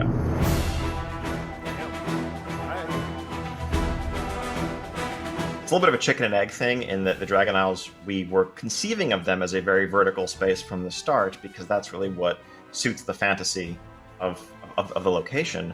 But I think dragon riding is a natural fit because it allows players to adapt their movement and their traversal to what the world asks of them. And from a level design perspective and from a content design perspective, as you level up and improve your dragon riding skills, you may be able to more easily reach locations that you couldn't before in terms of accessing new content. And in just how we lay things out, there's a lot more space in the Dragon Isles than in many of our recent expansion zones. A lot of negative space in a way that I think makes the world feel more alive and more real. It's a place that exists in which stories occur, as opposed to a place that was crafted to tell a specific story. But one of the reasons that's, one of the things in the past that's led us to more compact zones is just the convenience of travel and how players are going to get around. But when we know that, once you've gone out and reached the top of that cliff over there, you can just hop on your Drake companion and, dive bomb, gain a ton of momentum towards the ground and glide your way back to turn in your quest. Suddenly it makes it much easier to actually deliver that, immersive world setting without feeling like the gameplay mechanics are fighting against it. Our level designers were super excited to embrace the verticality of the Dragon Isles and make it this place that had these things you could see in the distance and figure out how to navigate to them. That sense of wonder as you see these vast horizons. That was something they really embraced, and we're excited to make this land that felt very open, very vertical, lots of places to aspire to reaching, but also feeling like the dragons had, that you can see their wings spreading out over the vast plains and soaring through the sky, and to be up there with them is just a great thrill that our players will really appreciate. Our profession overhaul for Dragon Isles crafting in particular, I think, is aiming to deliver something that, frankly, I think has always been a missed opportunity for World of Warcraft, and that's a real sense of depth and identity to our trade skills. There's no reason why being able to say, I'm a blacksmith, or I'm an alchemist, or I'm an herbalist, couldn't be every bit as much a part of your character's identity as the spec that you choose to play or the content that you choose to pursue. I think some of the closest that we came to that was actually probably 17 years ago, where, if you were a notorious enchanter on your server who had gone out and collected all of the recipes and you had the best enchanting rod, people could seek you out across your server because they knew that, yep, you're the one who can provide what everyone wants. Increasingly, that amount of differentiation has been lost. when it comes to professions. So one of our goals Okay, in Dragon difficulty, Isles crafting resourcefulness, and gathering inspiration. has really been to allow are the people who stats. want to really go deep, to specialize, to master their art, to be able to make some of the most powerful items around, but also to be able to interact socially in a way that hasn't been the case in a while. We have a new system of work orders and collaborative crafting that can allow people to get maybe a bind on pickup crafting material from running a dungeon or from doing something out in the world. They can then bring to a crafter and have the crafter turn into a piece of armor or something for them to wield. Or they can go to the new work order section that's kind of an addition to our auction house system, where they can list their work order and the materials that they are providing, what their commission they're going to pay is, and then crafters can come along and see, okay, there's this thing that I can do, I can make some gold, I can improve my blacksmithing skill, let me fill this work order.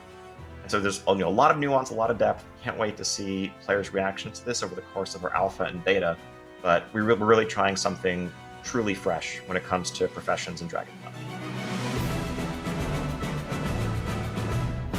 One of the other things we're really excited to bring in Dragonflight is a fresh look and an updating of our World of Warcraft user interface, starting with the HUD, the heads-up display that consists of the action bars, the unit frames, what you see on your screen as you're running around the world moment to moment. And there's two pieces to this. One is simply the aesthetic. In many ways, the aesthetic of the World of Warcraft UI is not something that has evolved meaningfully in the last 17 years. We want to do something that remains true to its origins, but also feels fresh and modern and crisp and supports higher resolution monitors and the way people play the game today. Speaking of higher resolution monitors, I think one of the other challenges with our UI, our default UI, is that it doesn't necessarily have information laid out in the best way possible for the larger screens that people are playing on today. I think the default of literally having, you have your own player frame in the upper left-hand corner, your buffs and debuffs in the upper right-hand corner, you're looking at your action bars at the bottom.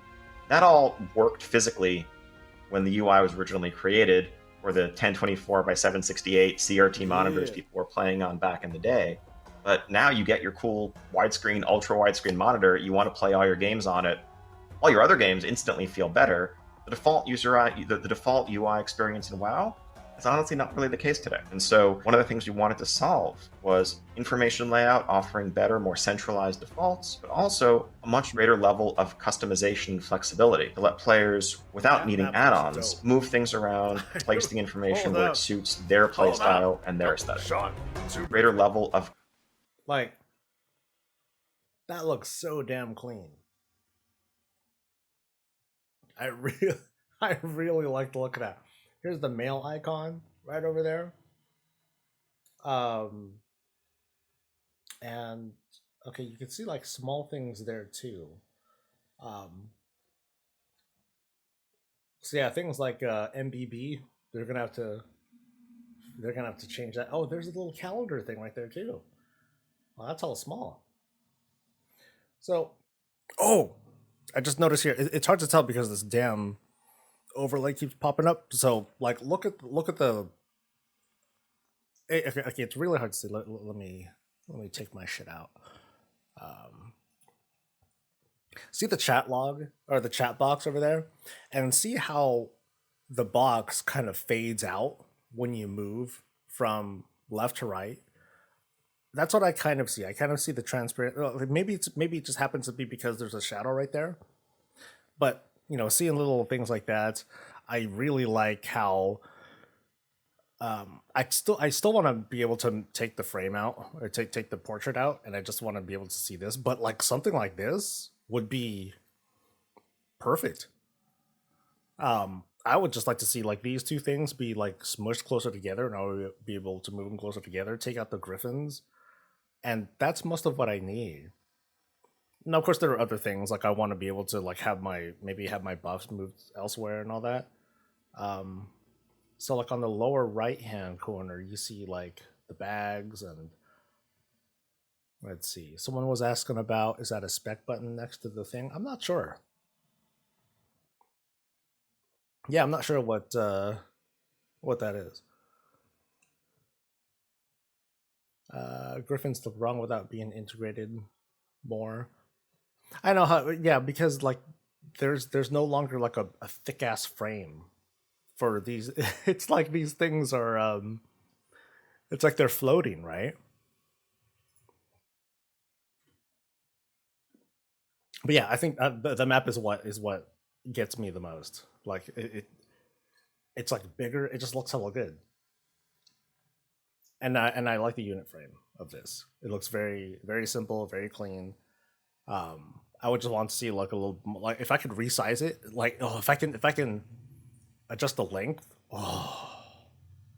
that'd be cool. That'd be very cool. All right, sorry.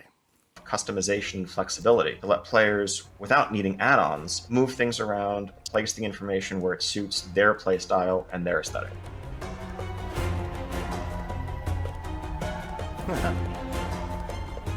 World of Warcraft is a game designed from the ground up for the PC. I think we've just been looking at the ways in which add-ons have at times felt increasingly required. Where like the first thing you do when someone comes to the game for the first time is tell them, "Hey, go download this add-on pack and move this stuff around."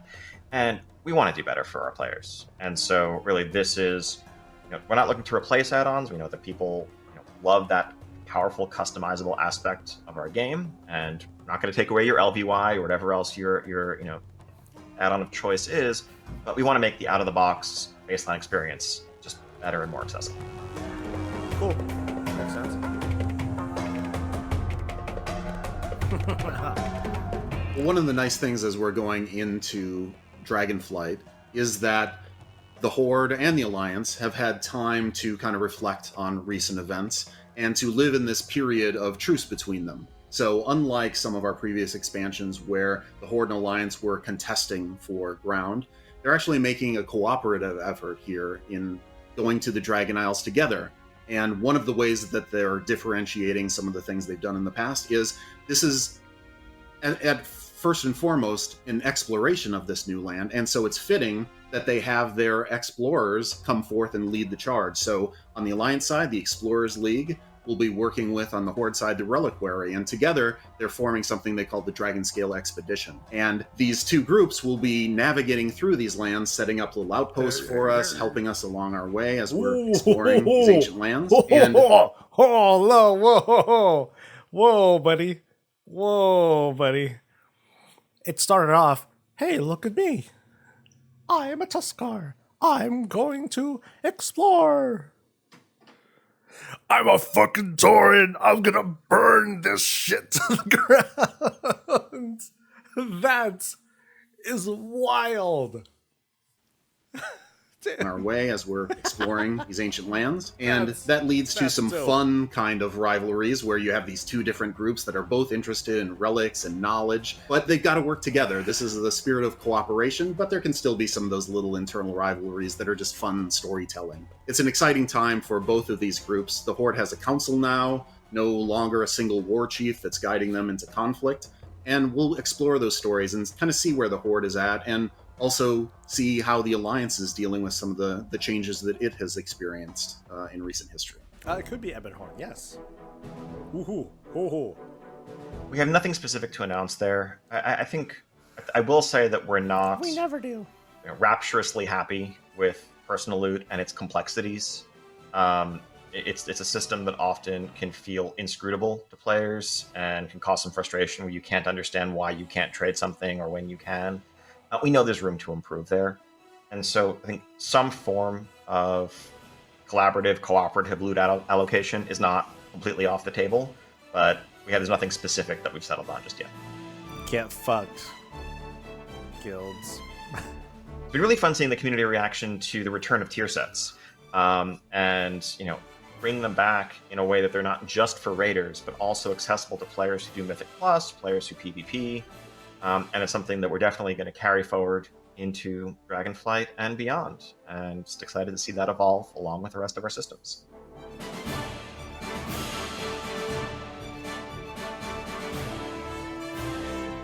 Overall, we're happy with how the Great Vault has played out. There's room for improvement and something that we're going to continue to iterate on the same way we recently improved the Consolation Prize, for example, in a recent update, if there isn't something you pick from your vault in a given week. But that weekly structure to complement Mythic Plus and PvP makes sense.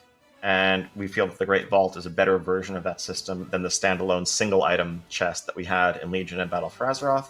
We want to continue to iterate on that as we carry it forward.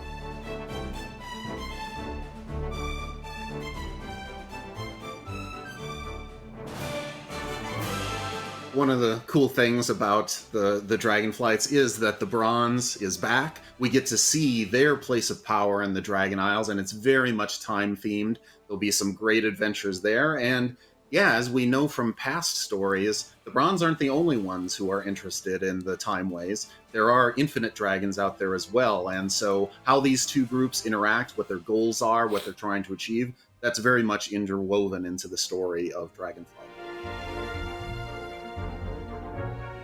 It's just a lot. You know, it would be criminal for us to have a dragon-themed expansion coming to this homeland of ancient secrets, ancient discoveries, and not have Rathian, the smarmy, handsome, dashing, a little bit annoying sometimes, representative of black dragons coming with us and exploring these lands and getting his perspective on this, because he's young, he's never seen these lands before, so this is all new to him as well.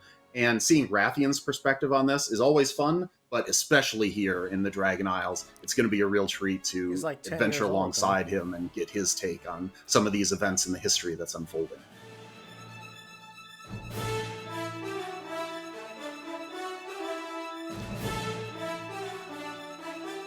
It's done!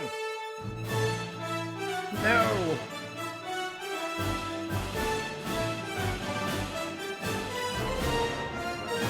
Notice though, they didn't explicitly say no player housing. Copium. Haha. See, so we don't know. We don't know. You don't know. All right, any other interviews? Any other things? Because don't tell me that they just did one media interview. No way. Dragon writing system, blah, blah. Okay, let me see if these are links to like bigger things. Nope. And nope. All right, give me a website. Give me a gaming website. Let's try to find interviews. Boom, boom. So let's see if these two interviews. Nope. Nope. Who do they usually do interviews with?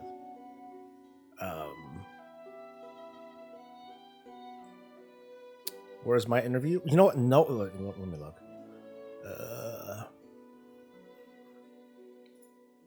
So far, no one. I mean, if there were content creators that have interviews, they're super in the back channels. They're like way back there, because content creators have been asking about booking interviews, and they might have been done privately. So there's no group interview, nothing like that. All these looks like they've been like set up. So what they haven't said is, what are we going to be doing at max level? If it isn't Covenants or some other system, what is it? Great question. A great question. I think throughout the day, I'm going to start setting up, I'm going to take this stream and I'm just going to plop it onto the channel. Boom, there you go, for anyone who missed it and wanted reactions and stuff. But I'm also going to pose questions based on what we've learned and what we haven't learned. And that is a legit question, Woods. Like, what are we gonna do at max level? Once we hit level 70 or whatever, I'm sure there's gonna be a lot of story to cover. There's going to be things to explore, unlock, transmog to find, things like that. But WoW players these days, thanks to Borrowed Power, thanks to Legion Artifact, Heart of Azeroth, actually in Shadowlands we didn't really have to war towards much, did we? Okay, legendaries, I guess. Without those things, what do we do? What are we going to get? Because it hasn't been mentioned. No housing, nope, no housing. You can see that this is still intact. Is my mic low? Is my mic low? Let me see. Mic is what it should be. La la la. Yeah, it's what it normally is. No, if my phantom power was turned off, you wouldn't hear anything at all. Anyway. No mention of housing, big bad, dungeons, or raids or anything. They only mentioned that there are going to be dungeons and raids. I don't think they said how many. Dungeons, that is. Sound fine, but there's a hiss? Oh no. It's very incomplete. It sounds incomplete, right? But so did Vanilla WoW. And pretty much everything before Warlords. Warlords, at endgame, you worked on your garrison, I guess. But we're going, yeah, I guess we're taking a step back to a pre-borrowed power era. And I think people are scared of that. I shouldn't be laughing about that because I think that's a legit thing. Because no joke, I think that we've been kind of conditioned to expect. So what am I doing every day? What am I working towards? The press kit has it? Okay, let's look at that then.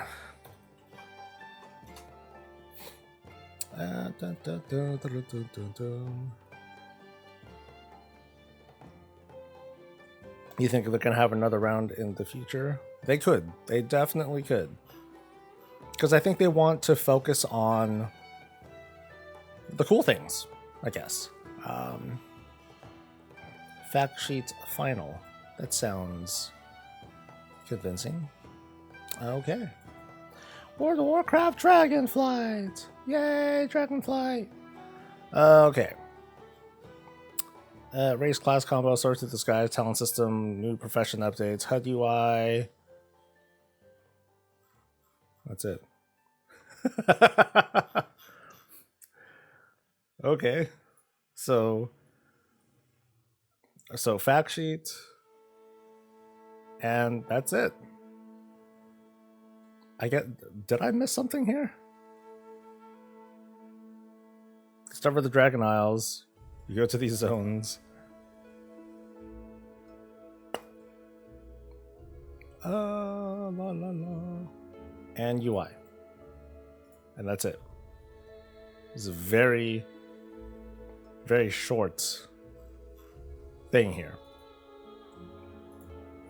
I have a feeling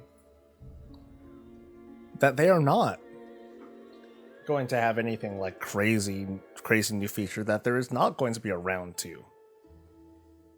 Go to the WoW site at the bottom of the Dragonflight website thing.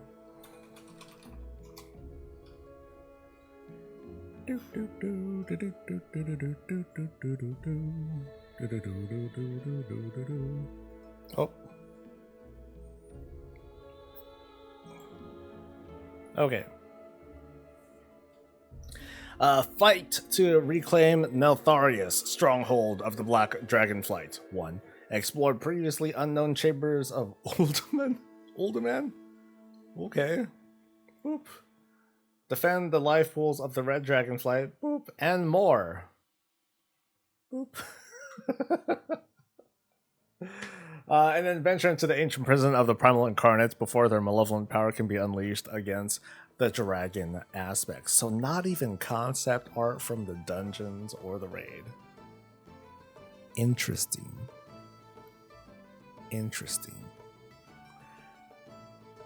Looks like we're gonna be here for a little while. I mean, hence the whole new season and all that. I am not, I'm trying to tell myself that this might be it. Now, just because they only named like 3 or 4 dungeons or whatever, because they haven't shown us or anything. I'm talking about major features. What they're gonna put their best foot forward. They're going to show their hand, basically. I don't think we're gonna be like, we're not. It's not going to be like a month from now. They're going to say, "Oh, guess what? Player housing. Oh shit." I have serious doubts on that. If they do, then they'll say, "Hey, you know what? We're going to make this. You know, we're working on it." But it's not going to happen. The lie that I can tell myself, because this will be a lie that I tell myself, is that in May, the new Warcraft mobile thing is going to be closely related to some sort of Dragonflight feature. That's it. So that could be their round 2 of new stuff. But I'm not gonna hope for that. Not because I'm being cynical about it, but because I think this is what they intended. I think they intended to make their big things to be to fix their old shit. Redoing the UI, redoing professions, which feels like a big deal to me at least, because that's a very big part of MMOs. Even if it's not a big thing that you do, it's still something that influences, that's an influence that works around you. It gets people engaged and doing stuff, whatever. Talents feel like it's going to be a very big thing that's going to require, like 12 of these, and no, 13. I'm sorry, 13 of these, and then 38 of these right here. So whatever work that does need to go into that is going to be whatever work that needs to go into that. Someone mentioned in chat that less is more. Sure. I think that's kind of people lying to themselves too, but I do think that these changes are significant because these are not expansion features. This is not an expansion feature. This is not an expansion feature. This is not an expansion feature. This is something that will change the game. Level 1, it's going to look different. Level 20, level 30, level 50. Now, it's not the level that a lot of us have been talking about for sure. We want time walking all the time. We want level scaling in group content. We want to be able to roulette raids. We want legacy loot mode changes, stuff like that. Those are all things that we would like to have too. And who knows, there might be more to announce with regards to those.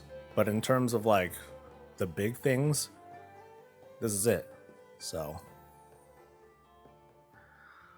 it's funny that the guy on MMO Champion that was calling all the leaks correctly also said November 2022 seems impossible. I have serious doubts. Like if they wanted a November 2022 release, then you would have heard John Haidt say alpha next week. Because that's when it would need to start. When Shadowlands Alpha began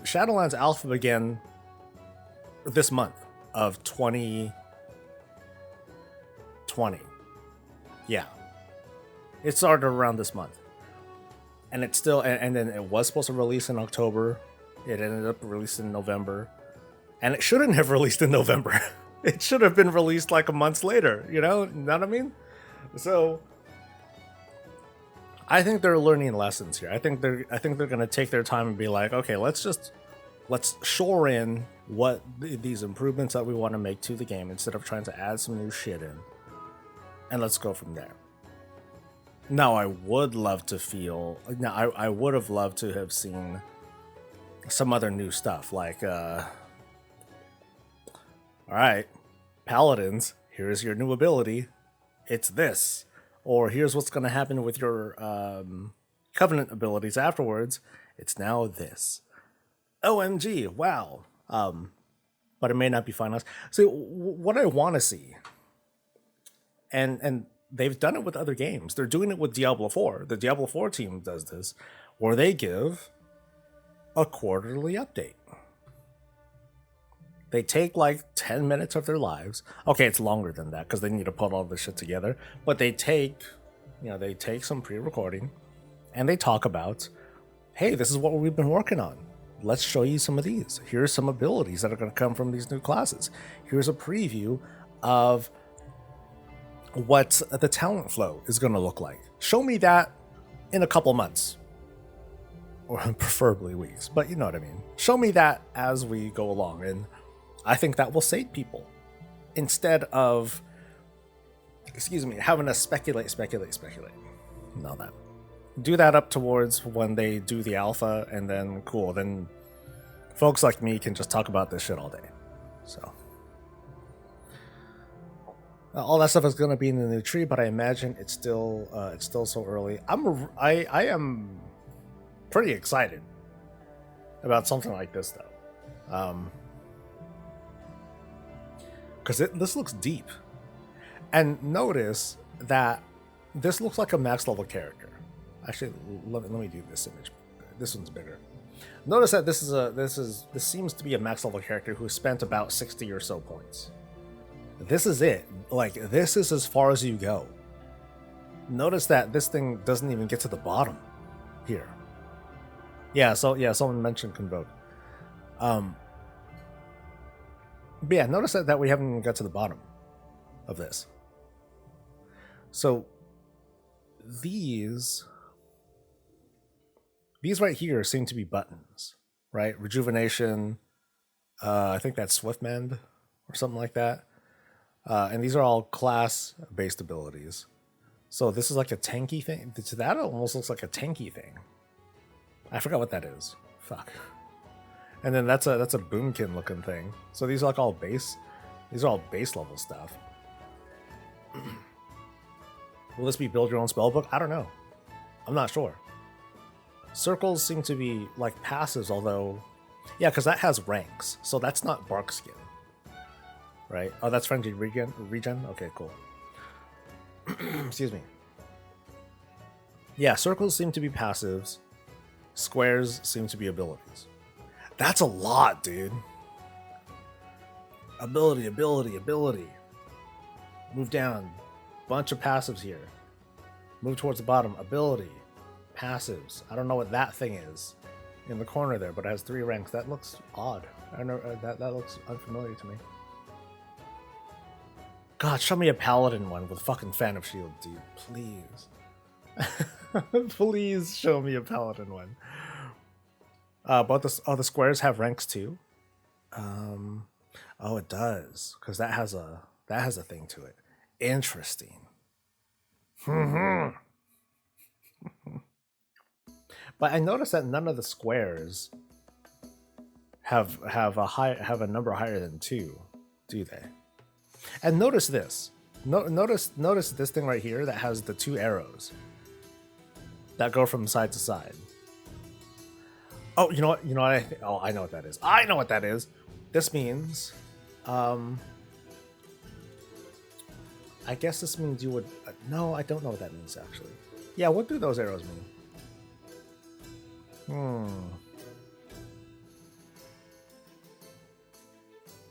Bottom left is flourish. Spell rank? I'm not sure. Yeah, because what's this button here? And what's this? Isn't that like a stun or something like that? I think those mean you have to pick an option. Yeah, but this whole thing was about options, so why would you have options inside a button? Flourish, so that's Flourish and this is Mighty Bash.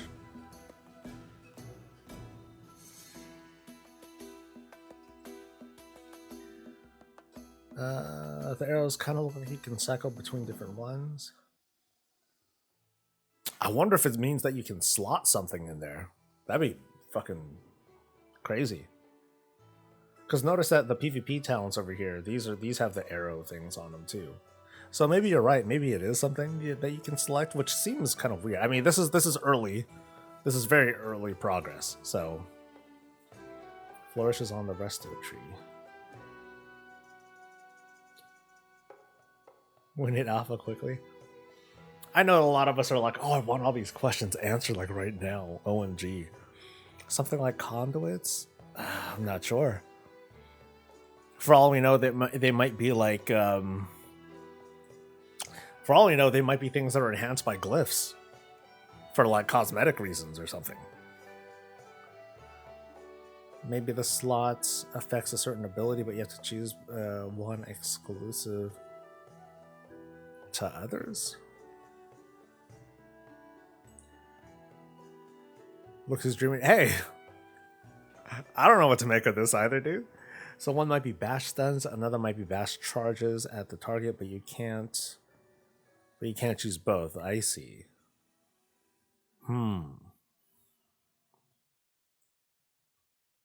So talents within talents. You make a selection, but within that selection, you choose a more specific thing to it. Where one may or may not be better than the others and all that.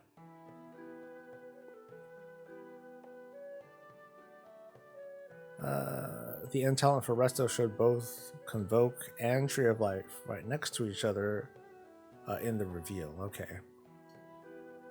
How many others? Was it just these three? Okay, that was just the Resto one. I'm sure someone else already has like all the images of the different talents. None of them were paladins, right? Because then I could at least read that one a little bit better. What are the diamond ones on the side? I'm not sure. We haven't quite figured that out yet. Like the little triangle looking doohickeys, right? They look like they can be buttons to change your selections, but not sure.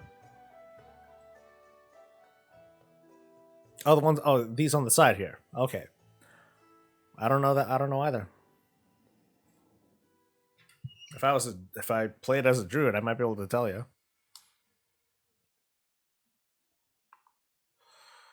Yeah, they might be things you automatically get, like non-choices. So like, you go this far down and you get, what is that, battle res? Maybe. Can't have a druid without a combat res. Yeah, and then this is what? Is that Trank? Damn, that feels so far down. And I don't know what that is. Okay. And what's that one? Not Omen of Clarity, right? Oh, it's Stampeding Roar. Damn, you get Stampeding Roar so late. Ugh. Tragic. That sucks. Nature's Swiftness. Okay. Oh yeah, Omen of Clarity, that's a feral thing, right? I'm clearly not a druid. I don't know this shit. Oh man, this is info overload, dude. But how do I feel? How do you guys feel about this? We're only like, we're just reacting to this. Do I want to play this? Yeah, of course I want to play it. I want to yeet off the planet and glide with my dragon, dude. I hope I can make my dragon look fucking mechanical and shit. That would be dope. That's the other surprising things. Like the pre-orders aren't even ready, are they? Someone check in game. If they're just in or not. I mean, if they were, Wowhead or whoever would have said so by now.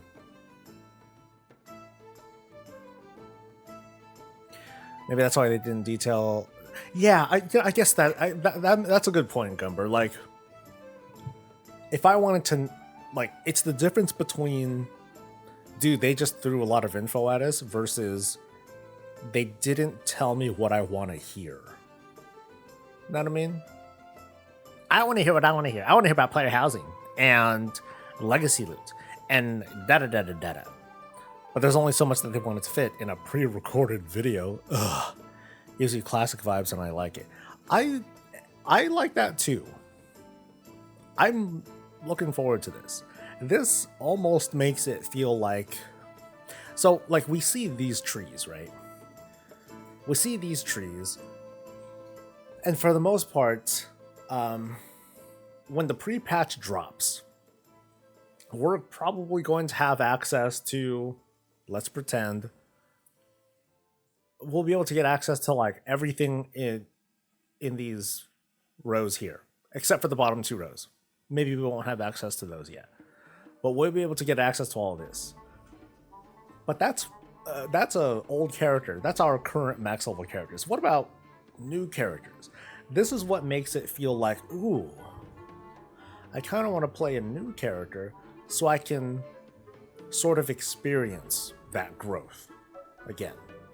Especially for new players, you know, they get to experience that whole feel of not just boom, boom, boom, but more like boom, boom, and then pause. Ooh, I gained a level, I gained a point. Let me see what I can do with this.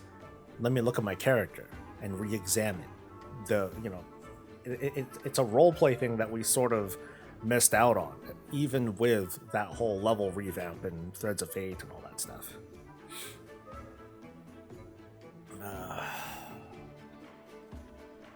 Is it the first time we haven't the video for a new expansion? I mean, the video with new raid, new dungeons, and all. Oh, that sort of thing. You mean a feature trailer? Yes. This is the first expansion that I recall where we haven't had like a straight feature trailer. I'm optimistic, more hyped for this than I was for Shadowlands.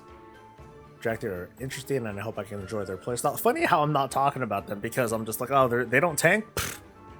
Next. I'm cool. Someone got the evoker name correct, but they also, I think someone also said that they were ranged and tank, which I was like, ooh, that might be interesting, but they were wrong. So, they seem cool though. They seem pretty cool. I'm more hyped for talent trees than all of Shadowlands. I'm trying to think back to how I felt during the Shadowlands reveal. I remember a feeling of that's it for the reveal. I feel a bit better than that. To me, I think psychologically, what I'm feeling is, you know, two things. Like, and I already addressed one of them. What do we do at max level? I think we've been conditioned to ask ourselves that question because we're like expecting, what's the grind gonna be? What's it gonna be? Fuck. And we're not getting that, so we're not sure about that. But we're looking at what we're seeing and what we're getting, and we're immediately translating that into, oh, okay, I'll be able to experience these things right away. New class does this, talent stuff, profession stuff, UI stuff, things that we can immediately like feel and see and do, and we can immediately react to those. There's not, you know, there's a lot of speculation on these fucking trees, that's for sure. But we know how it's going to feel. There's no there's no question on it. And maybe we like it, maybe we don't. But fuck, I want to learn more, man. I wonder how other classes are changing. I like my DK, but I'm bored of the playstyle right now. I mean, imagine if they brought back like frost tanks and unholy tanks. If they just made Death Knights be able to tank in every spec again. Is that coming back? Is there the potential of a gladiator-like tank? A gladiator warrior type of dealie again? Can we get warlock tanks? Can we get mage tanks? Can we get shaman tanks? Cool.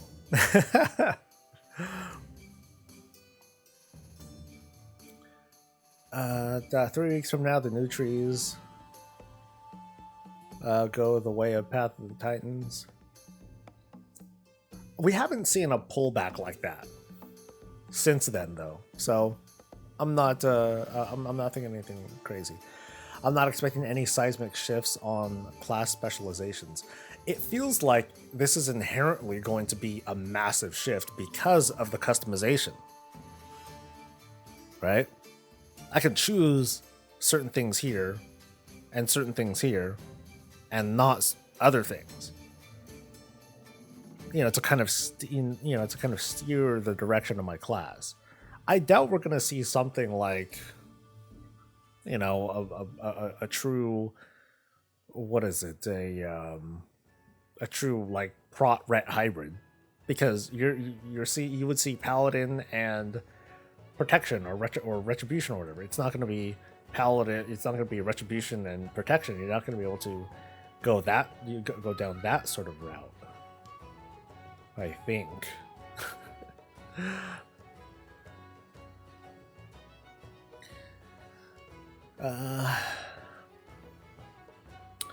Yeah, but I think all the gameplay loops will be the same for each spec. I don't get that. What do you mean the gameplay loops will be the same for each spec? You can choose tank abilities as any druid seems cool. Seems to be the same for paladin and other classes. Oh, that's kind of how it is right now. Like as a protection, as a holy paladin, you can throw on a sword and shield, or, you know, one-hander and a shield. You can use Shield of the Righteous. You can taunt. You just don't have threat, and you can get crit. You can get fucked up, but you can kind of do that. It's not just suboptimal. It's just not viable. It's just bad. And part of me is like, why did they do that? Let's see. Having the druid tree, but there's tanking talent in the class tree and the druid. Yeah, and that's the whole idea. I think that's where they're going to get that whole hybrid feel. And then, you know, in this example, like the resto stuff, like I said, I can't really read this. You know, maybe you can gear this towards a little bit of self-healing, and then you can get that sort of where you're still mainly a tree, but if you got to taunt and hold stuff for a little while, you can do it. Sure. Realistically, 98% of people are going to copy the Icy Veins tree, so we won't see as much variation as we think. We probably won't, because, well, a lot of people are kind of dumb and lazy about it. And that's fine. I think that's totally fine. But I like having that freedom to choose other things. That's my playstyle. My playstyle is like, I'm gonna choose the things that I think feel good. And if I'm dying, then I better improve on it. I'm not gonna look at a guide for it. To me, that's like cheating. I'm not gonna. Okay, it's not cheating, but I don't want to. It's kind of like how I rate. I don't want to just do what someone else tells me. I don't want someone else's experimentation to replace my own.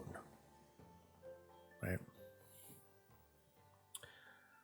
You have hope for the left side. The left side seems gnarly. There seems to be a lot of flexibility there. A lot of different things that you can do and not do. Oh yeah, I don't have this ability. What? How the fuck do you not have that ability? Because I didn't choose it, man. Leave me the fuck alone.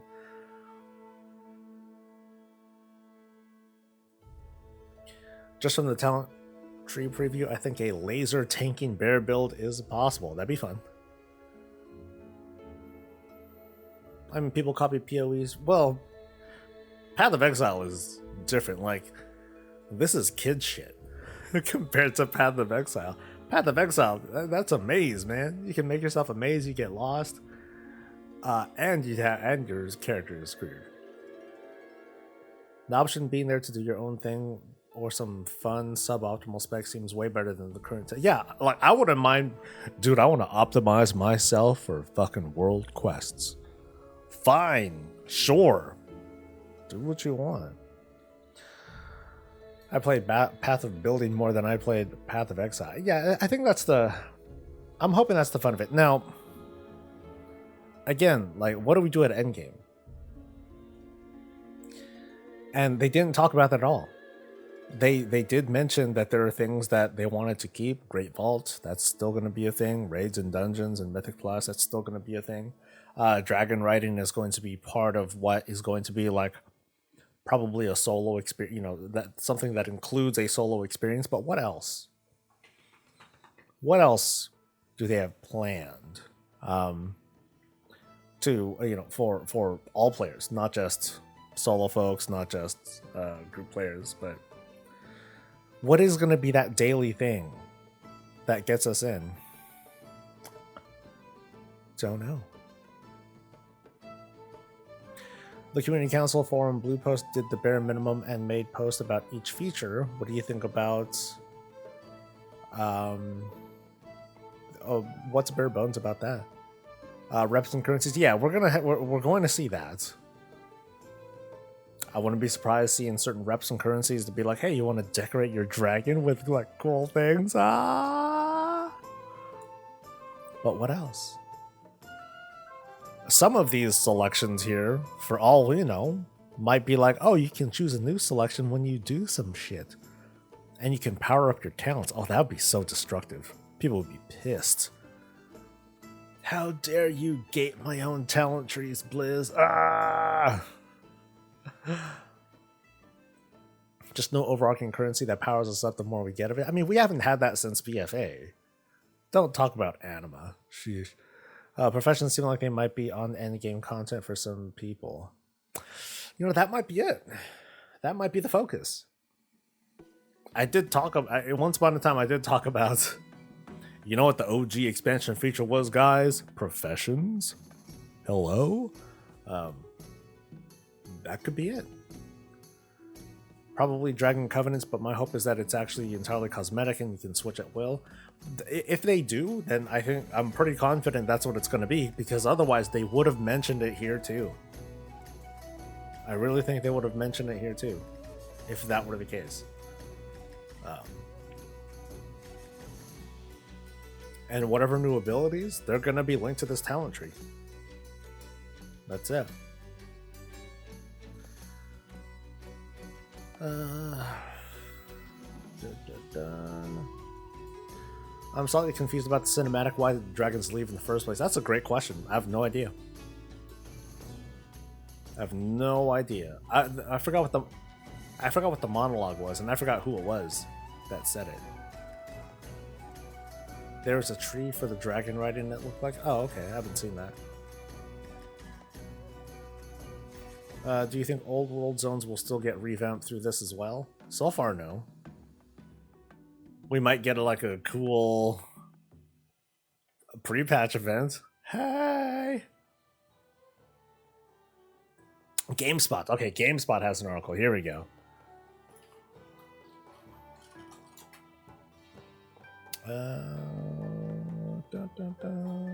Okay. Whoa! Dude, how dare you autoplay? Fucking GameSpot. Okay, Okay, no interview. According to a thing, Dragon Isles that have been blah blah blah.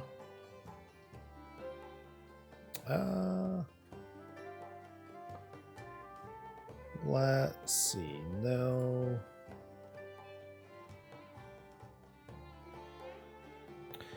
Customizable dragons, enhanced flying, a new region of Azeroth to explore in the game's first combined class and race combos is exciting, but will perk up the ears of many long-time players or changes to what Hazukasu described as the evergreen systems of WoW, unlike the past several WoW expansions, Dragonflight will instead be focused on systems that will persist for years to come, long after Dragonflight has come and gone. I guess the problem that some people have is that, you know, talents are great. UI, though, is not exactly the kind of thing that people would, you know, people have standards. OMG, are you saying that the UI is a feature blizz? I don't think so. But too bad. Although, to be honest, it's not my idea of an evergreen system. Blah, blah, blah. Okay, each specialization for each class will have 2 talent trees, one for that specific spec, and one for the class as a whole. When players level up, they'll earn a talent point for both trees that can be invested as they see fit. Wait, when players level up, they'll earn a talent point for both trees that can be invested as they see fit. Holy shit, this is a level 30-something character then. Damn. No, really? I wonder if, damn. So I can get Convoke at that early level? Huh. So is this actually only half of the points that we see? So it's like it's not even a question of what we get, but what we don't get, right? Because there's a lot of points, man. I can fill up almost everything here, at least with 1 point. Is it confirmed we get when players level up, they'll earn a talent point for both trees. Ta-da! That's how I'm reading it. Maybe y'all are reading this differently. The spec-specific tree will be geared towards improving core abilities of the class, like increasing the damage, blah blah blah. The class-specific tree will be for added benefits of that, while not essential to improving that specialization's core role. Give players more options on how to customize their character to their playstyle. Players will be able to save, loadouts, yada yada yada.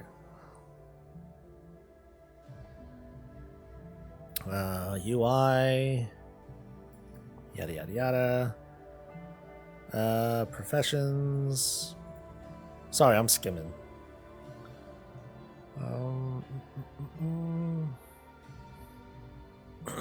Excuse me. And that's it. I didn't catch the part where flying was only going to be in Dragon Isles. That part sucks. I wonder why.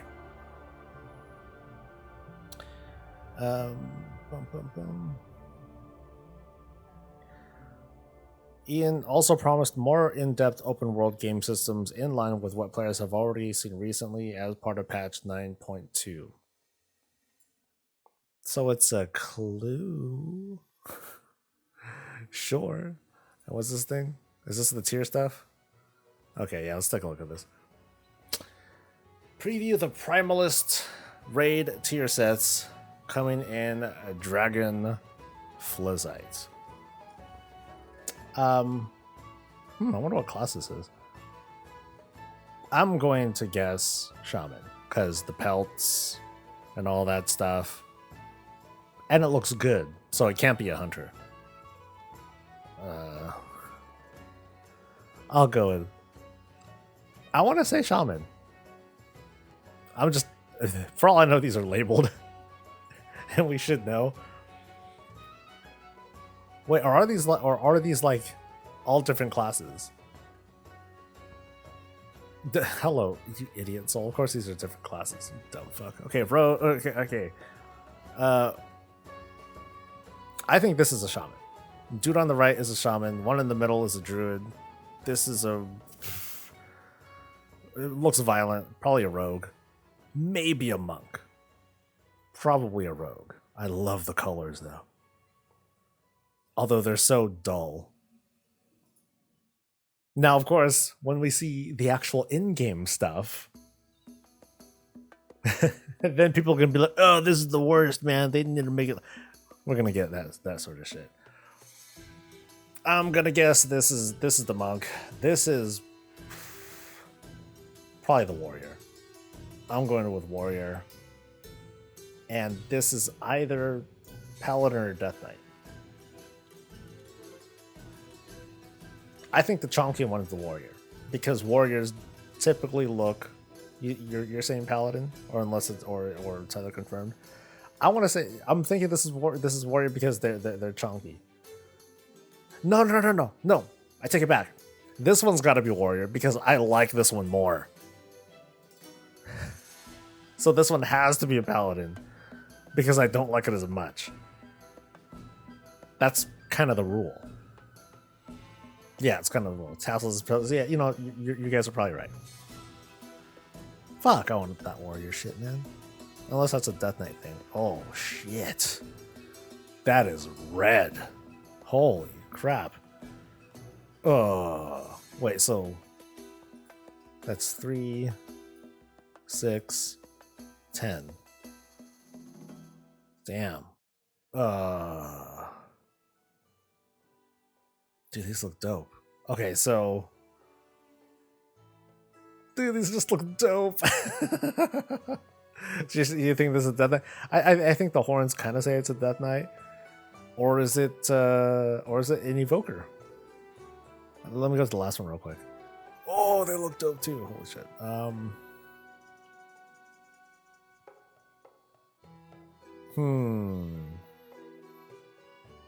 No, this is an Evoker.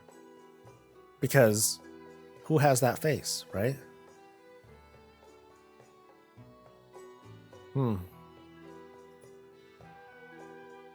Yeah, I can't see any of these as the evoker. See, this one looks like a warlock. The middle one looks like a warlock.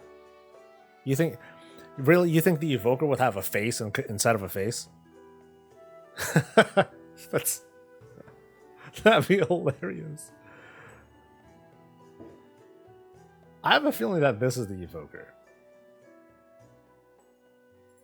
Oh yeah, you think the mage is in the middle? Okay, which one's the warlock then? You think the warlock might be this guy with the this guy with the horns, or this guy with the horns?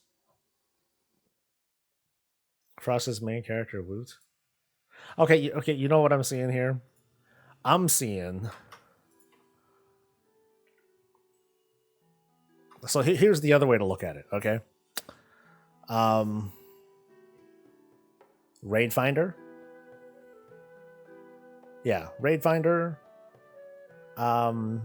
Normal, heroic, and the red is mythic. That's what I'm thinking, too. That these aren't that you know, between the different colors, we're looking at the different, you know, raid colors too, difficulty colors. That's cool. I like it. Like so. Reimagine these in red, and then the paladin one looks cool again. Cause dude, my paladin's gonna look like fucking Blackhand. No, it's tier sets lull. Wait, what? What do you mean? No, it's tier sets. That's okay. Red looks so good though. Time to get good, I guess. Or I'll just wait a couple years and I'll just get that shit solo. All they're missing is green. You'd have all the flight's colors. Oh, yeah, good point, huh? They'd be like, oh, so the red Dragonflights are mythic, huh? Since they're taking requests to join beta already, they always call it beta invites. They won't get rid of tier sets after SFO. They already said that tier sets are gonna stay. Something. Oh, people are excited about it, so we're gonna keep doing it.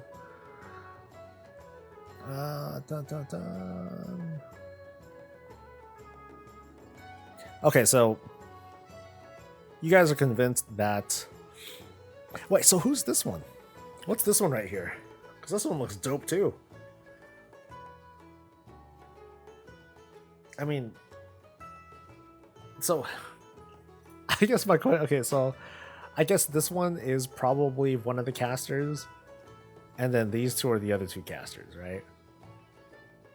Oh, Demon Hunter? Oh, right. Okay.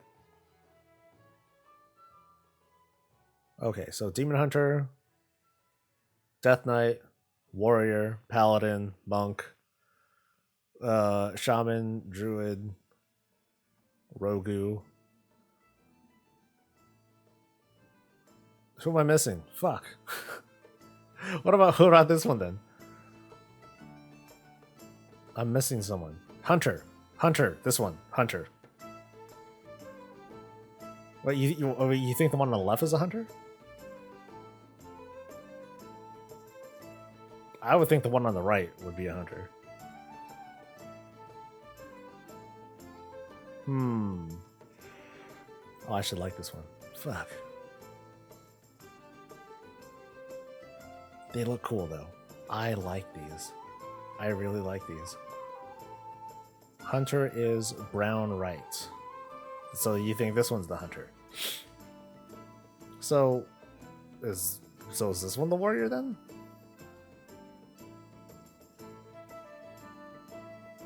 Rogue. So now you're just naming classes.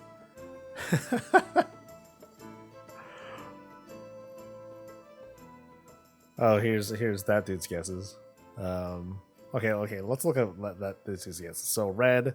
So the first one's Evoker, Warlock, Priest, Demon Hunter, Death Knight for this one, Mage and Hunter, Monk, Paladin, Warrior. I think that one's probably the easy one.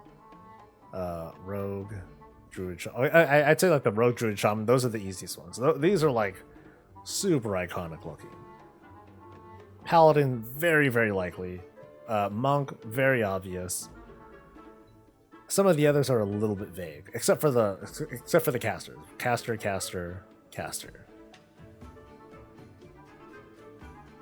Whatever the case, they're pretty dope. They're pretty dope. I'm gonna hide the helmet. My head's gonna be on fire. Actually, I'm gonna hide the shoulders too, so I will not be on fire. I'm gonna wear sunglasses. The Druid one is the most Druid Mog from a raid since Mob Proto Dragon heads.